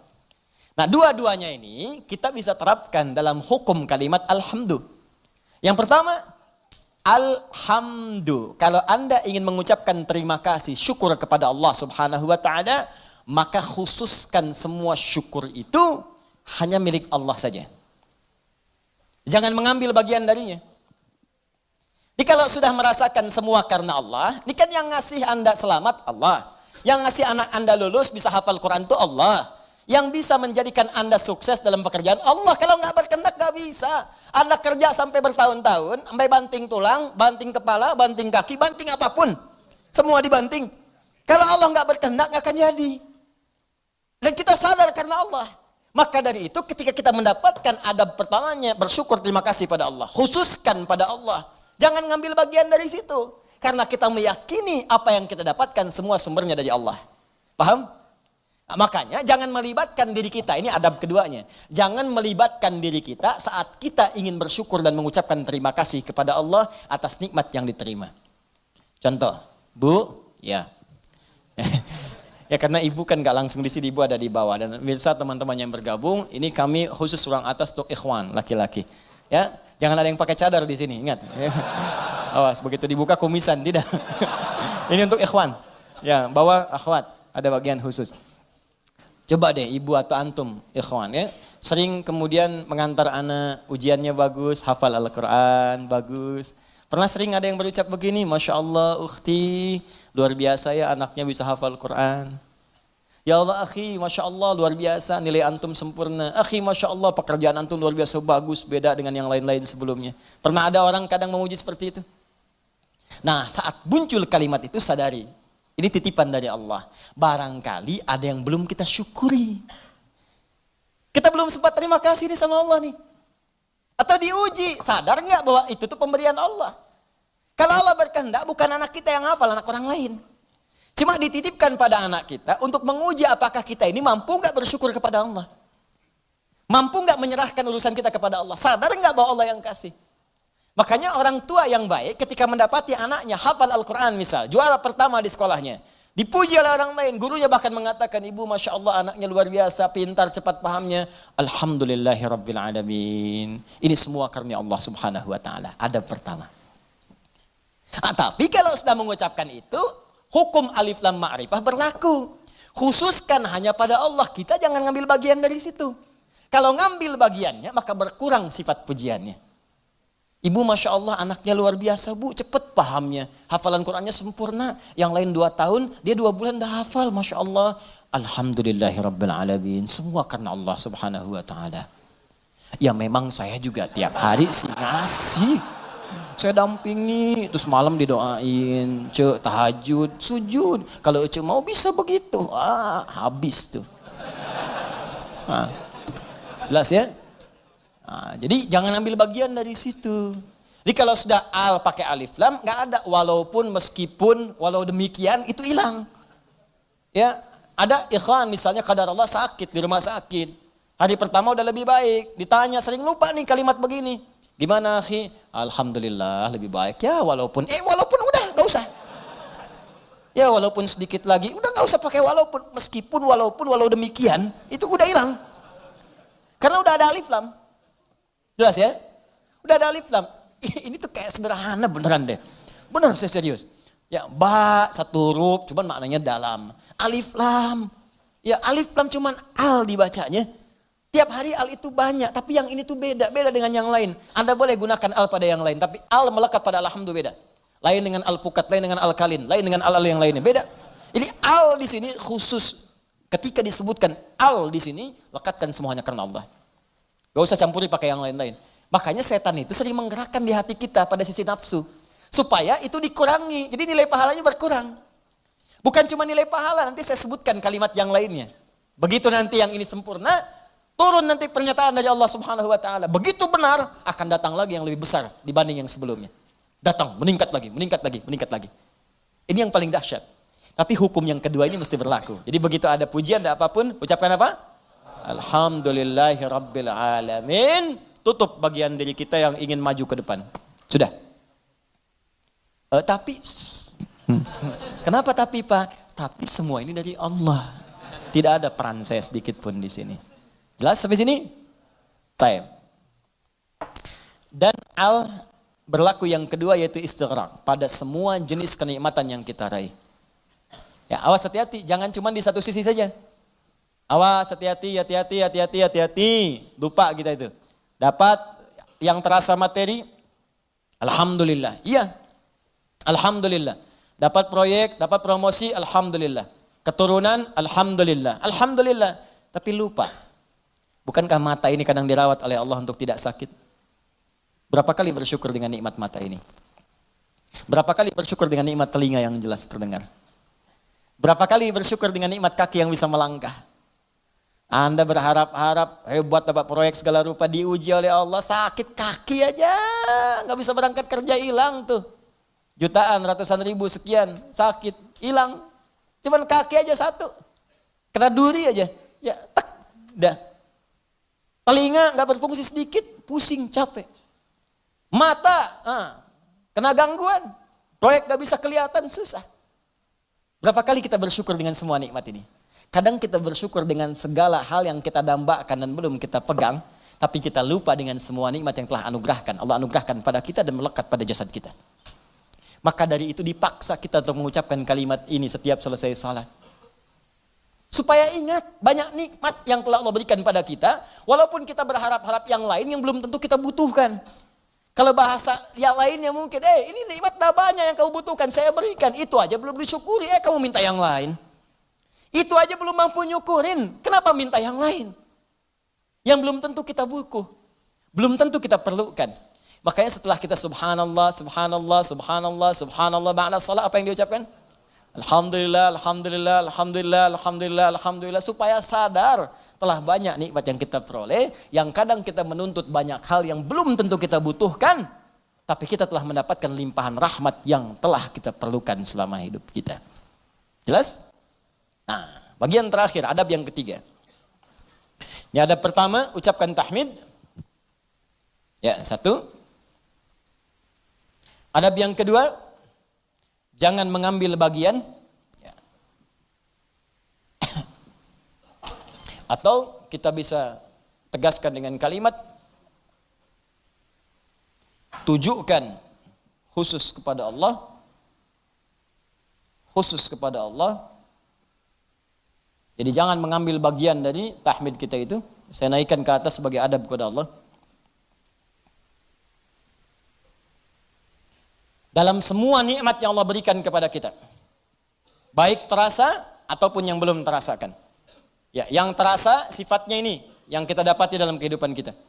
Yang belum terasakan, yang kadang-kadang kita ikhtiar baru kita peroleh. Jangan bedakan semuanya. Semua setiap kita dapati, alhamdulillah. Makanya kalau berzikir pasca sholat, jangan cuma di lisan. Saat alhamdulillah itu, kaitkan dengan nikmat yang telah kita dapatkan. Ini begitu mengucapkan alhamdulillah, alhamdulillah, alhamdulillah. Bayangkan mata sehat, telinga sehat, kaki sehat, hati sehat, pikiran sehat, bening semuanya. Ya, anak sehat, semua sehat, istri sehat, suami sehat. Alhamdulillah, alhamdulillah. Makanya bersyukurnya nikmat. Alhamdulillah, alhamdulillah, alhamdulillah, alhamdulillah, alhamdulillah, alhamdulillah. Tapi nggak ada yang nyampe ke hati gitu. Gak ada yang nyampe. Coba deh ucapkan pelan-pelan. Alhamdulillah, alhamdulillah, alhamdulillah. Rasakan. Itu tenang ke hatinya itu. Enak gitu. Zikir yang terasa itu nikmat ke hatinya. Dan ada ketenangan dalam jiwa kita. Ada getaran. Ada getaran tersendiri. Enak rasanya itu. Ada sentuhan ke hati kita. Ya, sentuhlah ia tepat di hatimu. Maka ia akan jadi milikmu untuk selamanya. Ya, sentuh. Maka bacakan zikirmu dengan bahasa hatimu. Sehingga terjadi koneksi antara hati dengan lisanmu. Catat dulu. Mana dulu? Bacakan. Alhamdulillah, alhamdulillah, alhamdulillah. Tenang. Ala bidzikrillahi tatma'innul. Yakinlah kalau zikirmu benar kepada Allah, hatimu akan tenang. Ala itu harful ikhbar wa taukid, menyampaikan sekaligus menekankan. Jadi kalau zikirnya hati belum tenang, berarti ada yang enggak benar zikirnya, ada yang belum tepat. Paham ya? Nah, itu dhammah banyak terkumpul. Banyak. Semua segala hanya milik Allah. Ya, semua punya Allah itu banyak. Jadi semua aktivitas kita yang kita dapatkan nikmatnya itu semua punya Allah. Banyak punya Allah, nggak berkurang. Banyak. Banyak, banyak, banyak. Nah yang terakhir, ingat baik-baik, kalimat alhamdulillah itu mengandung makna syukur. Syukur. Ya, kalau manusia berterima kasih, kalau kepada Allah kita bersyukur. Baik. Apa artinya syukur? Ya, syukur itu kalau mau dicatat boleh, kalau mau didengar, dihafalkan atau disimak kembali pun tidak ada masalah, yang penting paham. Paham maksudnya. Syukur itu ungkapan rasa terima kasih, ungkapan rasa terima kasih dan bahagia, ungkapan rasa terima kasih dan bahagia atas nikmat yang diperoleh,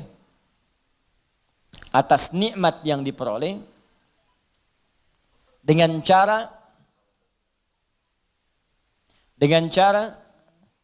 menggunakan nikmat itu sesuai dengan ketentuan yang telah Allah tetapkan. Sesuai dengan ketentuan yang telah Allah tetapkan. Sesuai dengan ketentuan yang telah Allah tetapkan.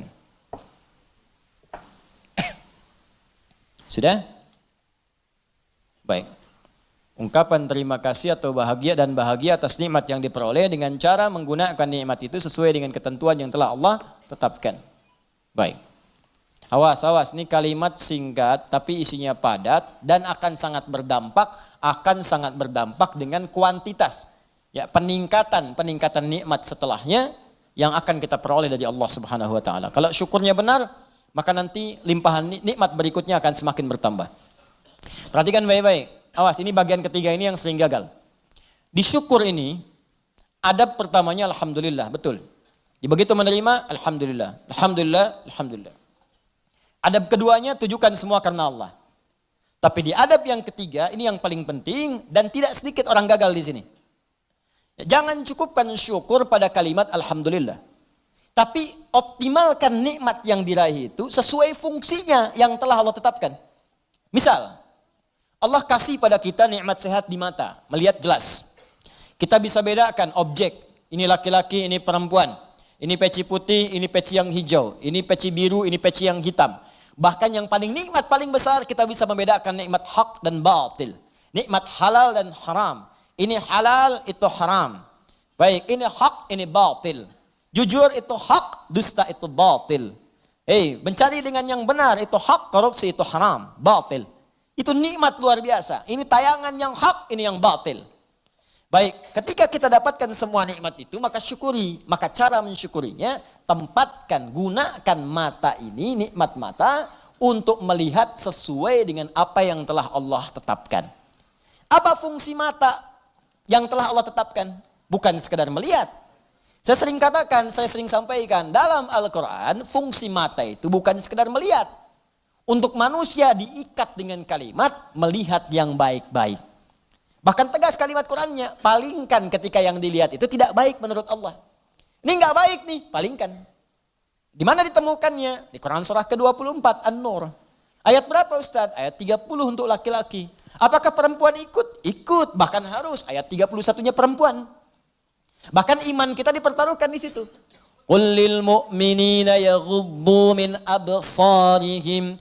Katakan pada pria-pria yang masih merasa punya iman, kalau enggak punya iman ya enggak masalah. Karena imannya enggak ada, maka enggak ada rem dalam dirinya.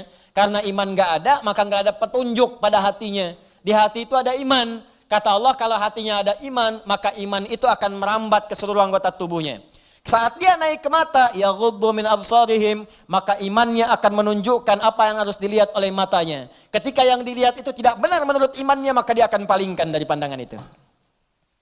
Nah, jadi kalau ingin mensyukuri nikmat mata, pakai mata ini untuk melihat yang benar-benar. Yang baik-baik menurut Allah. Itu tandanya kita bersyukur dengan nikmat. Dan tanda yang kedua, iman kita masih ada. Masih kuat. Jadi kalau kita mengatakan alhamdulillah, alhamdulillah, alhamdulillah nikmat mata. Tapi mata dipakai pada yang tidak benar. Itu bukan syukur namanya. Apalagi pas diucapkan, pas dilihat yang gak benar. Gambar apa ini? Ini nih, gak benar nih gambar nih. Alhamdulillah. Nah, alhamdulillah pandangan pertama, selanjutnya kan gak boleh.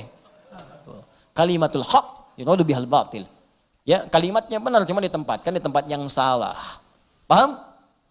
Jadi coba cek deh. Katanya alhamdulillah, tapi mata masih dipakai pada yang tidak baik. Berapa kali Anda melihat gambar yang tidak tepat saat membuka status? Saat mengupdate status? Saat melihat browsing, searching, berita di internet? Saat membuka handphone, berapa kali iklan tampil? Kemudian mata kita bisa mengelak dengan cepat. Pindahkan pandangan. Itu baru satu. Belum telinga. Nikmat telinga, gunakan telinga sesuai dengan fungsi yang telah Allah tetapkan. Kata Allah, jangan dengar yang tidak baik. Ya ayyuhalladzina amanu, hai orang-orang masih merasa punya iman, la yaghtab ba'dukum ba'dha, jangan dengarkan gibah. Jangan bergibah, jangan dengarkan gibah. Jangan bikin acara gibah, jangan jadi pelaku gibah. Sekarang dikemas jadi acara TV. Itu yang repot, gibah. Ya, bikin situ tulisan. Memang kadang-kadang gini, kalau maksiat itu jangan dikemas-kemas. Semakin dikemas kelihatannya semakin bagus. Dijualnya jadi menarik. Bikin aja title yang langsung tunjukkan pada tingkat maksiatnya. Ya. Jadi kalau ada tayangan-tayangan gosip, langsung antum sebarkan berita, tayangan gibah. Gitu aja. Sebarin tuh ke yang lain, share. Tayangan gibah, terus turunkan ayat Quran di bawahnya. Khusus bagi orang Islam saja supaya nggak jadi tersangka nanti. Gampang. Udah. Paham ya? Nah, ini gitu aja, nanti hilang sendiri. Ya, jadi dan jangan jadi pelakunya, katanya muslim tapi jadi pelaku gibah. Aneh. Jelas ya, iman kita dipertaruhkan di situ. Tuh, itu baru mata ke telinga, belum ke lisan. Ya lisan pakai untuk apa? Bicara yang benar. Makanya Nabi itu mengikat dua saja. Maaf, man kana yu'minu, iman lagi tuh. Man kana yu'minu billahi wal yaumil akhir falyaqul khairan aw liyasmut. Siapa yang masih merasa beriman pada Allah dan hari akhir. Kenapa ada hari akhir? Menunjukkan hisab. Dihisab. Wafat dihisab. Itu penegas tuh. Jadi kalau melanggar ketentuan ini, maaf berarti iman bermasalah. Yang kedua merasa ringan saat dihisab. Falyaqul khairan, katakan yang baik-baik. Jadi kalau masih punya iman, yang enggak baik itu enggak akan dikatakan. Apa yang enggak baik? Banyak, dusta. Wailul lil mukadzibin, celaka para pendusta. Dusta itu enggak baik. Kalau dusta akan celaka. Gibah, ya celaan, makian, perselisihan, gak baik. Makanya kalau Anda rajin ikut taklim tapi rajin berselisih, ada yang aneh tuh. Aneh. Katanya taklim, katanya mendekat pada Al-Quran, katanya ingin praktekkan Al-Quran, tapi melanggar isi Quran, aneh. Aneh. Anda belajar di mana? Quran mana yang Anda praktekkan? Mana iman Anda? Taklim itu menguatkan iman, bukan melanggar iman. Itu poinnya. Jadi kalau Anda dekat dengan Allah, itu semua tubuh kita akan dijaga. Lurus pada nilai-nilai kemuliaan.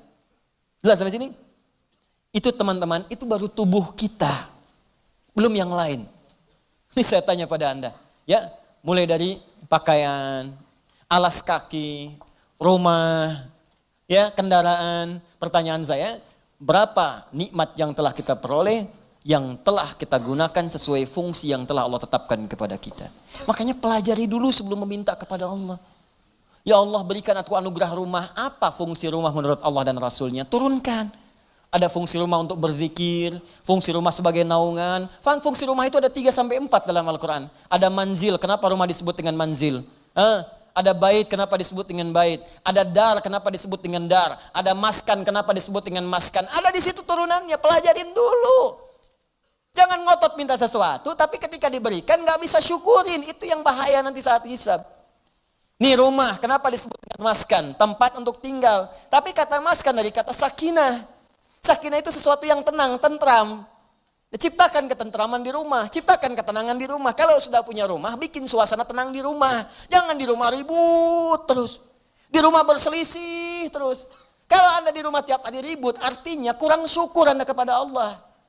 Orang yang gak punya rumah, belum dapat amanah rumah, masih ngontrak, ada yang numpang tinggal, dia hidupnya tenang. Masa Anda yang dikasih gak tenang? Padahal tempatnya disebut maskan, tempat untuk tenang. Ustadz, kenapa saya gak tenang? Karena Anda gak belajar turunan dari maskan. Maskan itu sifatnya sakinah. Sakinah itu dibawa ke rumah tangga. Ayatnya Quran 30, surah 30 ayat 21. Pelajari ayatnya. Di situ ada sakinah. Sakinah dapat, mawadah turun. Mawadah turun, rahmat dapat. Di situ disingkat sakinah, mawadah, rahmah. Disingkat jadi samara. Dibawa ke dapur jadi sambara. Itu. Ini kan pernikahan seperti sayembara, tebak-tebakan. Anda mendapatkan samara, tapi Anda tidak menggali hikmahnya, bagaimana bisa meraihnya? Anda mendapatkan pengen sakinah, tempatnya maskan yang punya Allah, tapi Anda sendiri jauh dari Allah, bagaimana bisa mendapatinya? Makanya fungsi rumah yang kedua disebut bait. Bait itu dari bata yabitu, baitan, tempat menetap. Tapi bukan sekedar menetap. Karena dalam Al-Quran ketika disebutkan bait, sesuatu yang mendekatkan diri dengan Allah. Makanya Ka'bah disebut bait. Quran surah ketiga ayat 96. Inna awwala baitin wudi'a linnasi alladhi bibakkata mubaraka. Sungguh rumah pertama yang ditetapkan untuk manusia itu apa? Ka'bah yang terletak di Mekah yang diberkahi. Kenapa Ka'bah disebut dengan bait? Untuk menunjukkan setiap fungsi bait itu menghadap ke arah Ka'bah. Kenapa disebut menghadap ke Ka'bah? Untuk menunjukkan ketaatan kita kepada Allah. Ibadah. Diturunkan di hadis Nabi. Pakai zikir. Rumah yang tidak digunakan untuk berzikir seperti kuburan, sepi. Bukan sekedar zikirnya. Karena dengan zikir itu kita menjadi lebih dekat dengan Allah. Ketika dekat dengan Allah, rahmat turun. Begitu Joni cara memahaminya. Ini rumah dibangun-bangun, diluas-luas, tapi jauh dari Allah. Ya gimana bisa nyaman tinggal di rumah? Luasin, silahkan aja luasin. Kandang ayam juga luas. Main ke Subang tuh banyak kandang ayam. Kandang ayam juga luas. Apa bedanya rumah Anda dengan kandang ayam? Apa beda rumah Anda dengan Ragunan? Ragunan juga luas tuh, kandang singa luas begitu. Luas. Apa bedanya? Bedanya pakai zikir. Zikir. Apa itu zikir? Banyak di Quran. Salat zikir, Quran surah 20 ayat ke-14. Wa aqimis salata li dzikri, baca Quran zikir, Quran surah ke-15 ayat 9. Inna nahnu nazzalna dzikra wa inna lahu lahafizun. Bacaan subhanallah alhamdulillah kalimat thayyibah zikir, Quran surah ke-4 ayat 103. Asmaul husna zikir, Quran surah ke-2 ayat 152. Ditafsirkan Quran surah ke-17 ayat ke-110. Doa itu zikir, Quran surah ke-7 ayat 205. Menghafal Quran zikir, Quran surah ke-54 ayat 17, ayat 22, ayat 32, ayat 40. Kenapa enggak dihidupkan di rumah tuh begitu? Zikir. Semua, ayo coba deh. Dengan istri menghafal, kan? Masya Allah. Enggak apa-apa sambil bercanda. Setelah itu, berlomba. Enggak apa-apa. Mama, sayang, Masya Allah. Tahu enggak bedanya keramik sama kamu? Wah, gitu. Enggak tahu, Pak. Kalau keramik makin lama makin antik. Kalau kamu makin lama makin cantik. Catat. Oh, Bapak bisa aja. Bukan karena bisanya, tapi kecantikan itu memudar di dunia. Saya ingin semua bertahan sampai ke akhirat. Yuk, kita mulai dengan menghafal Quran. Mudah-mudahan kita mendapatkan mahkota di akhirat. Itulah kecantikan dan keindahan yang hakiki di hadapan Allah Subhanahu wa taala. Masya Allah. Alim. Praktekin. Masya Allah. Ini. Paham? Dibikin status.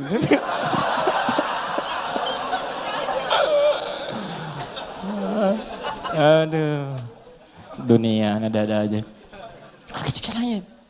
Kalau dipakai begitu enak tuh. Coba lah anak-anak. Kalau lihat anak tuh lagi kosong dia baca Quran, lagi main tiba-tiba baca Al-Mulk, baca Al-Qalam, baca macam-macam. Itu indah pokoknya deh, antum lagi pulang lagi capek tiba-tiba anak dalam mainnya dia baca tuh. Amma yatasalun, lagi main aja, main sepeda, main apa gitu. Hidup tuh suasana rumah. Pakai trigger dulu, ya, ke speaker aktif atau apa gitu kan. Ya, kemudian pasangkan 24 jam putar. Jadi suasananya terbawa. Antum belum baca nggak apa-apa, mulai pasang dulu aja speaker aktifnya. 24 jam isi, nggak apa-apa muter. Dan biasakan ya anak-anak begitu. Ya, saya berusaha mencoba. Ya, setelah itu kita berbagi dan itu dampaknya besar. Ya, saya praktekkan dulu sendiri, saya coba dulu pada anak-anak tuh dekatkan dengan Quran. Terus beli mic-kan, dia bicara dengan Quran. Quran tuh karena biasa Quran, makanya ketika dikasih mic pun bukan nyanyi, kasih Quran. Ya, nyampe dibawa ke mall. Begitu ke mall lihat tuh ada mic yang standing itu berdiri.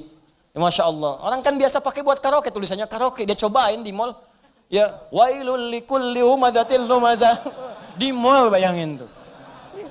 Tapi ya biarin aja, sekali-kali di mall ada ngaji kan.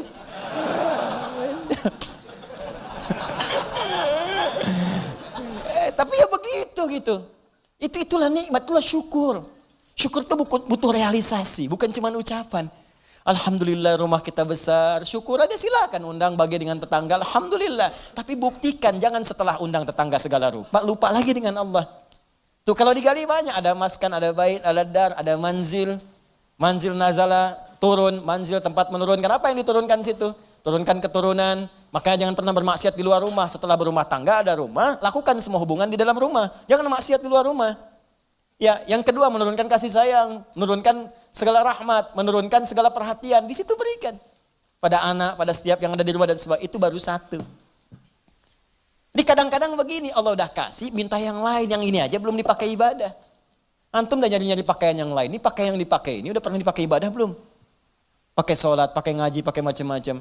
Ini kadang-kadang begini, saya sering dapat pertanyaan, Ustaz, saya ini cari pekerjaan, nggak pernah keterima. Saya bilang, sini mas. Baju ada? Ada. Makan tiap hari ada? Alhamdulillah. Kendaraan ada? Sepeda Ustaz punya? Alhamdulillah. Baik. Rumah ada? Ada Ustaz, alhamdulillah. Sudah berapa banyak yang dipakai ibadah? Sepeda sudah mengantarkan Anda pada sholat? Kadang-kadang Ustaz. Baju udah semua dipakai ibadah? Ya belum semua Ustaz. Itu Anda itu begitu. Itu kan semua titipan. Setiap titipan akan ditanya.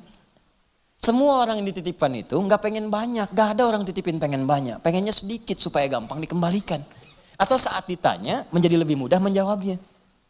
Nah sekarang andai aja yang dikasih oleh Allah saja titipan belum digunakan pada yang benar, bagaimana bisa meminta yang lain? Barangkali bukan Allah belum mau ngasih, tapi Allah menginginkan Anda maksimalkan dulu nikmat yang ini. Kalau sudah semua maksimal, jangankan Anda minta, belum minta pun Allah bisa kirimkan yang lain. Itu poinnya. Mudah bagi Allah. Karena Allah mampu menguasai semua alam. Jangankan pengen pekerjaan, semua alam pengen dikasihkan. Jangankan menguasai, merawat semuanya, memberikan semuanya, ngasih, memberikan, merawat, mencukupkan, semua diberikan. Sifat yang memberikan, merawat, memenuhi semuanya tanpa kecuali dalam bahasa Arab disebut dengan rububiyah. Yang memilikinya disebut dengan Rabb. Karena itu kata Rabb secara tunggal, kalau tidak dilekatkan dengan kalimat lain, itu artinya nggak boleh diberikan kecuali hanya pada Allah saja. Rabb. Awas hati-hati, Rabb. Nggak boleh manusia diberi nama dengan Rabb. Rabb, kecuali disambung dengan yang lain. Robbie Williams, misalkan. Nah, atau misalnya Muhammad Rabbi, ya. Kalau bersambung dengan yang lain boleh. Boleh. Ya, di kisah Nabi Yusuf Quran surah 12 ayat ke-42. Ya. Waqala lilladzi dhanna annahu najin minhuma udhkurni 'inda rabbik bukan Allah di situ. Ya ketika Yusuf alaihissalam berkata kepada satu di antara dua orang yang ditakwilkan mimpinya dan dia duga dia akan berhasil keluar dari situ selamat. Ya selamat, maka dia katakan berikan pesan kepada orang ini, ya napi yang akan lolos ini selamat ini, kata Nabi Yusuf alaihissalam, nanti sebutkan kisah saya kepada rajamu. Ya, Rabb di situnya, tapi ada kaf di situ, Rabbik bukan Rabb sendiri. Ditunjukkan kepada raja. Jelas sampai sini? Baik, itu boleh, gak ada masalah. Nah, tapi ingat sifat Rabb, kalaupun dilekatkan dengan kalimat lain, itu tidak hanya menunjuk pada aspek kepemimpinan, tapi ada perawatan dan maslahat di dalamnya. Yuk kita baca sedikit tafsirnya. War-rabbu huwal malikul mutasarrif wa yutlaqu fil lughati ala as-sayyid wa ala al-mutasarrif lil islah wa kullu dhalika sahihun fi haqqillahi ta'ala. Kata Rabb itu hanya milik Allah Subhanahu wa taala. Bermakna malik yang memiliki segalanya. Mutasarrif yang berkehendak untuk menggunakan pada apapun yang dikehendakinya pada semua yang dimilikinya. Terserah Allah. Terserah Allah. Nih, maaf ya. Maaf sekali lagi, maaf. Ini tangan punya siapa? Ya Allah. Maaf, mata punya siapa? Ya Allah. Telinga punya siapa? Nah, karena punya Allah, terserah Allah, ya Allah yang punya. Iya kan? Sekarang yang punya, nitipin ke kita supaya kita pakai. Makanya kita katakan, inna lillah, kita itu punya Allah. Inna lillahi, kita semua punya Allah. Wa inna ilaihi raji'un. Karena kita punya Allah, besok lusa kita pulang kepada Allah. Karena kita punya Allah, mata punya Allah, telinga punya Allah, tangan punya Allah, terserah Allah. Maka Allah bikin aturan. Karena kamu punya saya yang ciptakan. Nih cara menggunakan semua jasad dalam tubuhmu. Pakai sesuai petunjuk pemiliknya. Tangan gunakan begini, mata gunakan begini. Makanya kalau tangan dipakai maksiat, Allah marah yang punya. Wasariqu wasariqatu faqtu aydiyahuma, kata Allah, tangan, saya kan suruh gunakan yang baik. Kenapa dipakai mencuri? Daripada pakai mencuri, potong aja tangannya. Yang punya marah. Saya punya motor saya titipkan pada Anda. Saya bilang pakai motor ya, pakai yang baik-baik, buat taklim, buat cari nafkah. Anda pakai motor buat maksiat, rampok orang pakai motor itu, saya marah nggak? Marah. Motor Anda tabrak-tabrakin, bemper pengok, spion hilang, itu kan? Semua habis. Marah nggak saya? Marah. Ini tubuh kita punya Allah, dipakai maksiat, ya wajar Allah marah. Perangkat hidup punya Allah, dipakai maksiat, ya wajar Allah marah. Malikul mutasarrif. Makanya kata yang memiliki dan mengatur semuanya sesuai dengan kehendaknya itu Rabb namanya. Kalau kalimat itu diambil untuk sifat keteladanan kepada makhluk misal manusia, maka tambahkan kalimat lain. Rabbul bait yang merawat rumah. Ya, Rabbud daulah yang merawat pemerintahan. Kenapa disebut Rabb? Supaya dengan perawatan itu memberikan maslahat. Makanya para pemimpin baik di rumah tangga ataupun aspek yang lebih luas lagi, kalau dia memimpin tapi tidak mengarahkan pada yang lebih baik, besar pertanggungjawabannya di hadapan Allah Subhanahu wa taala. Tinggi itu. Awas, hati-hati. Hati-hati. Dan itu berat di hadapan Allah Subhanahu wa taala. Nah, kita tutup kalimatnya, alhamdulillahi rabbil alamin. Kata Allah, kenapa menggunakan kata Rabb? Rabb itu sifat memberi tanpa batas, sifat merawat dengan sempurna. Kalau engkau bersyukur kepadaku, menggunakan semua nikmat yang telah aku berikan sesuai dengan perintahku dan fungsinya, maka aku akan tambahkan lagi bagi kalian. Tambahkan lagi. Dan aku akan rawat kalian beserta nikmat-nikmat itu, sehingga semua nikmat terpakai dalam hidup kalian. Itu yang disebut dengan berkah. Dapat gaji 100.000, semuanya tergunakan dalam manfaat. Ya, kan ada orang dapat 1 miliar sebulan, tapi nggak ada manfaatnya, habis. 100 juta 3 hari habis. 200 juta sepekan habis, tapi manfaatnya nggak kerasa. Aduh, kadang-kadang kasihan. Kasihan banget. Dapat gaji 100 juta, sepekan habis. Pakai nonton burung, pakai nonton kuda doang. Kuda lewat, bayar 20 juta, cuma lihat kuda doang. Masya Allah, pakai ini, pakai itu, jalan sini, dia sini nggak menikmati. Kalau berkah nggak apa-apa, makin banyak makin berkah, banyak beri orang lagi, beri lagi, sedekah lagi, berkah nggak apa-apa. Ya, pilih mana? Sedikit tapi berkah atau banyak tapi berkah?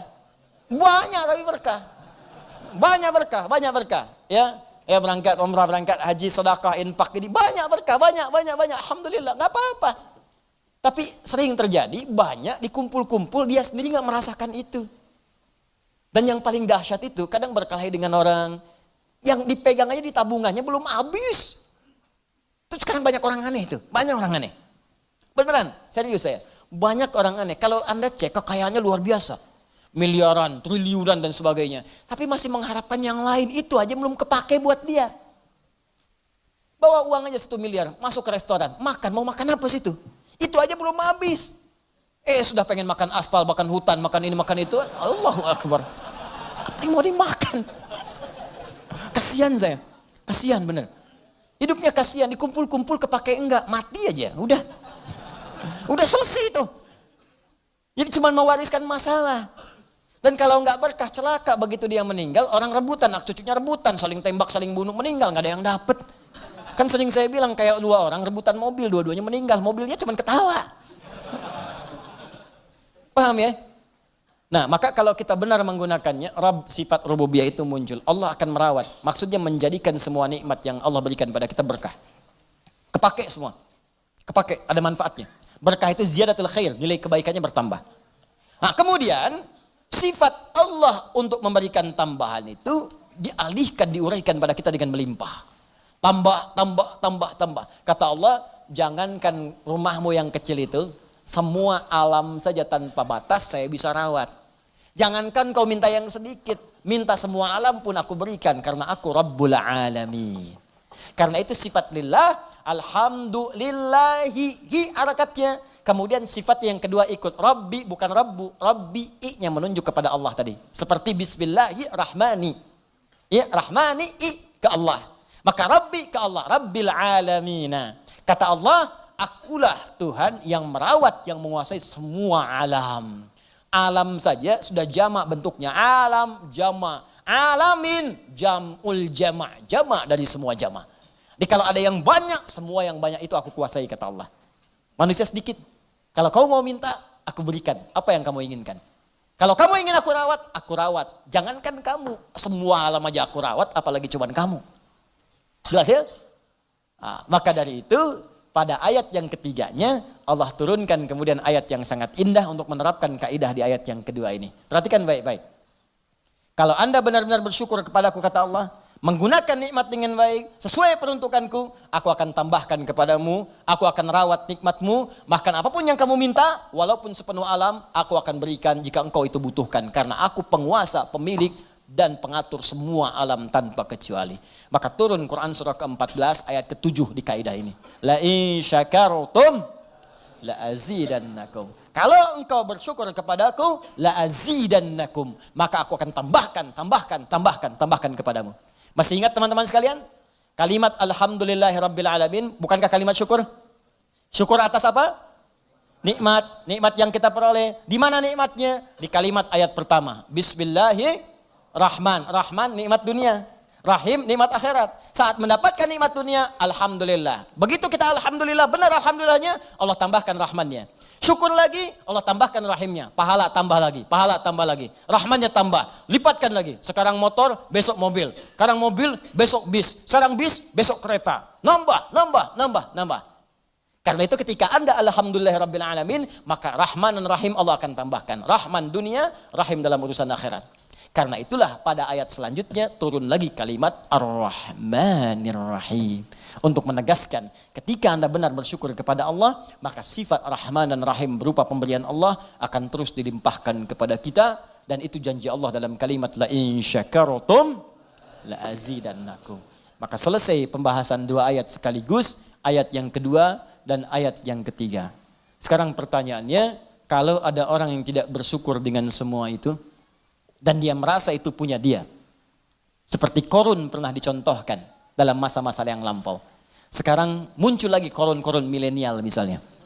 Ya, korun-korun kekinian.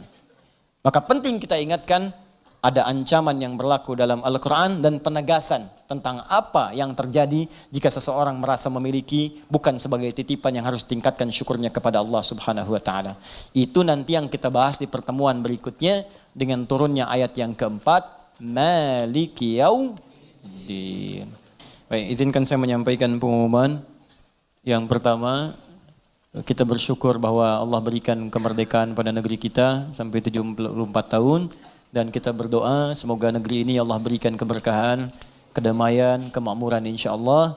Karena itu saya mengajak kepada seluruh anak bangsa Indonesia seluruhnya, mari kita bangun negeri ini yang kita cintai dengan mengerjakan semua yang terbaik untuk negeri kita ini. Kalau bekerja, bekerja yang jujur, bekerja yang benar. Kalau bangun, bangun yang baik.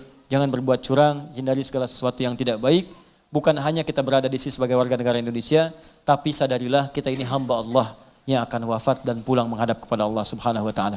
Maka saya ingatkan kepada para pengurus negeri, Presiden, Anda itu hamba Allah, Anda akan wafat, Anda akan pulang dan dimintai pertanggungjawaban. Menteri-menteri Anda hamba Allah, bukan sekedar pejabat di dunia, Anda akan wafat, Anda akan pulang, Anda akan dimintai pertanggungjawaban oleh Allah Subhanahu wa taala. Para rakyat, kita hamba Allah, kita akan pulang, kita akan wafat dan dimintai pertanggungjawaban oleh Allah Subhanahu wa taala. Karena ini mumpung masih hidup, mudah-mudahan di bumi ini kita lahir, di bumi ini kita wafat dikuburkan dan menjadi saksi bahwa kita pernah beramal soleh di bumi Indonesia ini dengan Allah Subhanahu wa taala. Yang terakhir, insyaallah bagi siswa-siswa yang telah terdaftar untuk dikirim pendidikan, baik pendidikan da'i nanti di Al-Azhar di bulan September untuk 2 bulan duat, se-Indonesia ada 10 orang. Insyaallah nanti bersiap-siap, nanti kami informasikan kembali. Untuk yang Sudan ada 40 orang kami kirimkan insyaallah di tahun ini.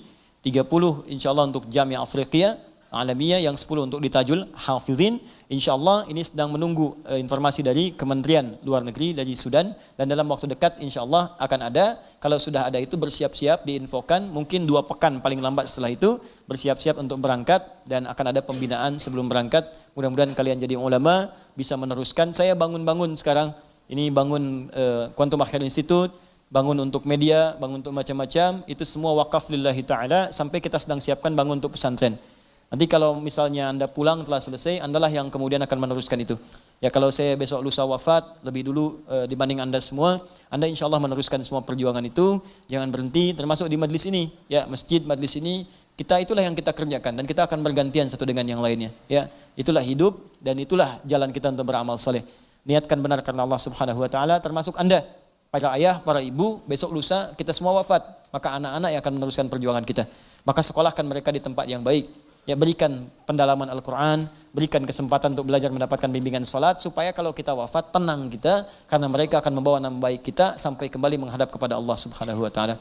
Itu nasihat saya, semoga Allah meridhai kita semua, dan saya memohon maaf kepada seluruhnya apabila dalam taklim sampai hari ini ada banyak kekurangan dan kesalahan-kesalahan yang tentunya Anda dapatkan. Kalau dalam materi itu salah, gampang, tinggalkan aja dan cari pendapat lainnya lebih baik. Tidak usah banyak berdebat, tidak usah banyak diperselisihkan. Tapi adabnya Anda bisa tanyakan kepada saya. Kalau memang itu salah, saya sendiri juga akan menyampaikan bahwa itu keliru.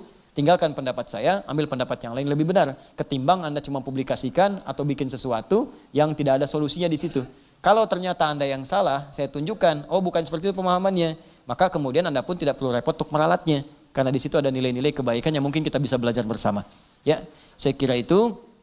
Allahumma taqabbal minna innaka antas samiul alim. Nahmaduka hamdan syakirin, hamdan na'imin, hamdan yuwafi ni'amahu wa yukafi mazidah. Ya Rabbana lakal hamdu wa lakal syukru kama yanbaghi li jalali wajhikal karim wa li 'azimi sultanik. Allahumma salli wa sallim wa barik ala habibikal karim rasulikal mustafa al amin sayyidina Muhammadin wa ala alihi wa sahbihi ummati ila yaumiddin. Allahumma rabbana la tad'a lana fi maqamina hadha wa fi kulli maqamin dhanban illa ghafarta. ولا هما إلا فرجته ولا دينا إلا قضيته ولا مريضا إلا شفيته ولا حاجة من حوائج الدنيا والآخرة فيها لك رضا وفيها لنا الصلاة إلا قضيتها يا أرحم الراحمين. Ya Allah, jika ada hambamu yang penuh dosa datang ke majlis ini, maka jangan biarkan ia meninggalkan majlis ini kecuali Engkau ampuni segala dosa-dosanya. Jika ada yang perasaannya sedang gelisah, maka mohon ya Allah tenangkan keadaan hatinya. Jika ada yang sedang mengalami kesulitan seberat apapun di rumah tangganya, pekerjaannya, kehidupan sosialnya, mohon ringankan dan hilangkan segala kesulitannya.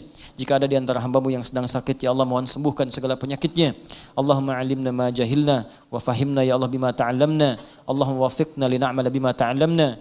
Ya Allah, ajarkan kami ilmu yang bermanfaat, jadikan kami paham atas apa yang kami pelajari, dan mohon bimbing kami untuk mengamalkan apa yang telah kami pahami. Allahumma barik ya Allah lana wa barik fi biladina waj'al biladana ya Allah anta tarda anha. Ya Allah, berikan keberkahan kepada kami, kepada negeri kami, dan berkahi negeri kami tempat kami tinggal ya arhamar rahimin.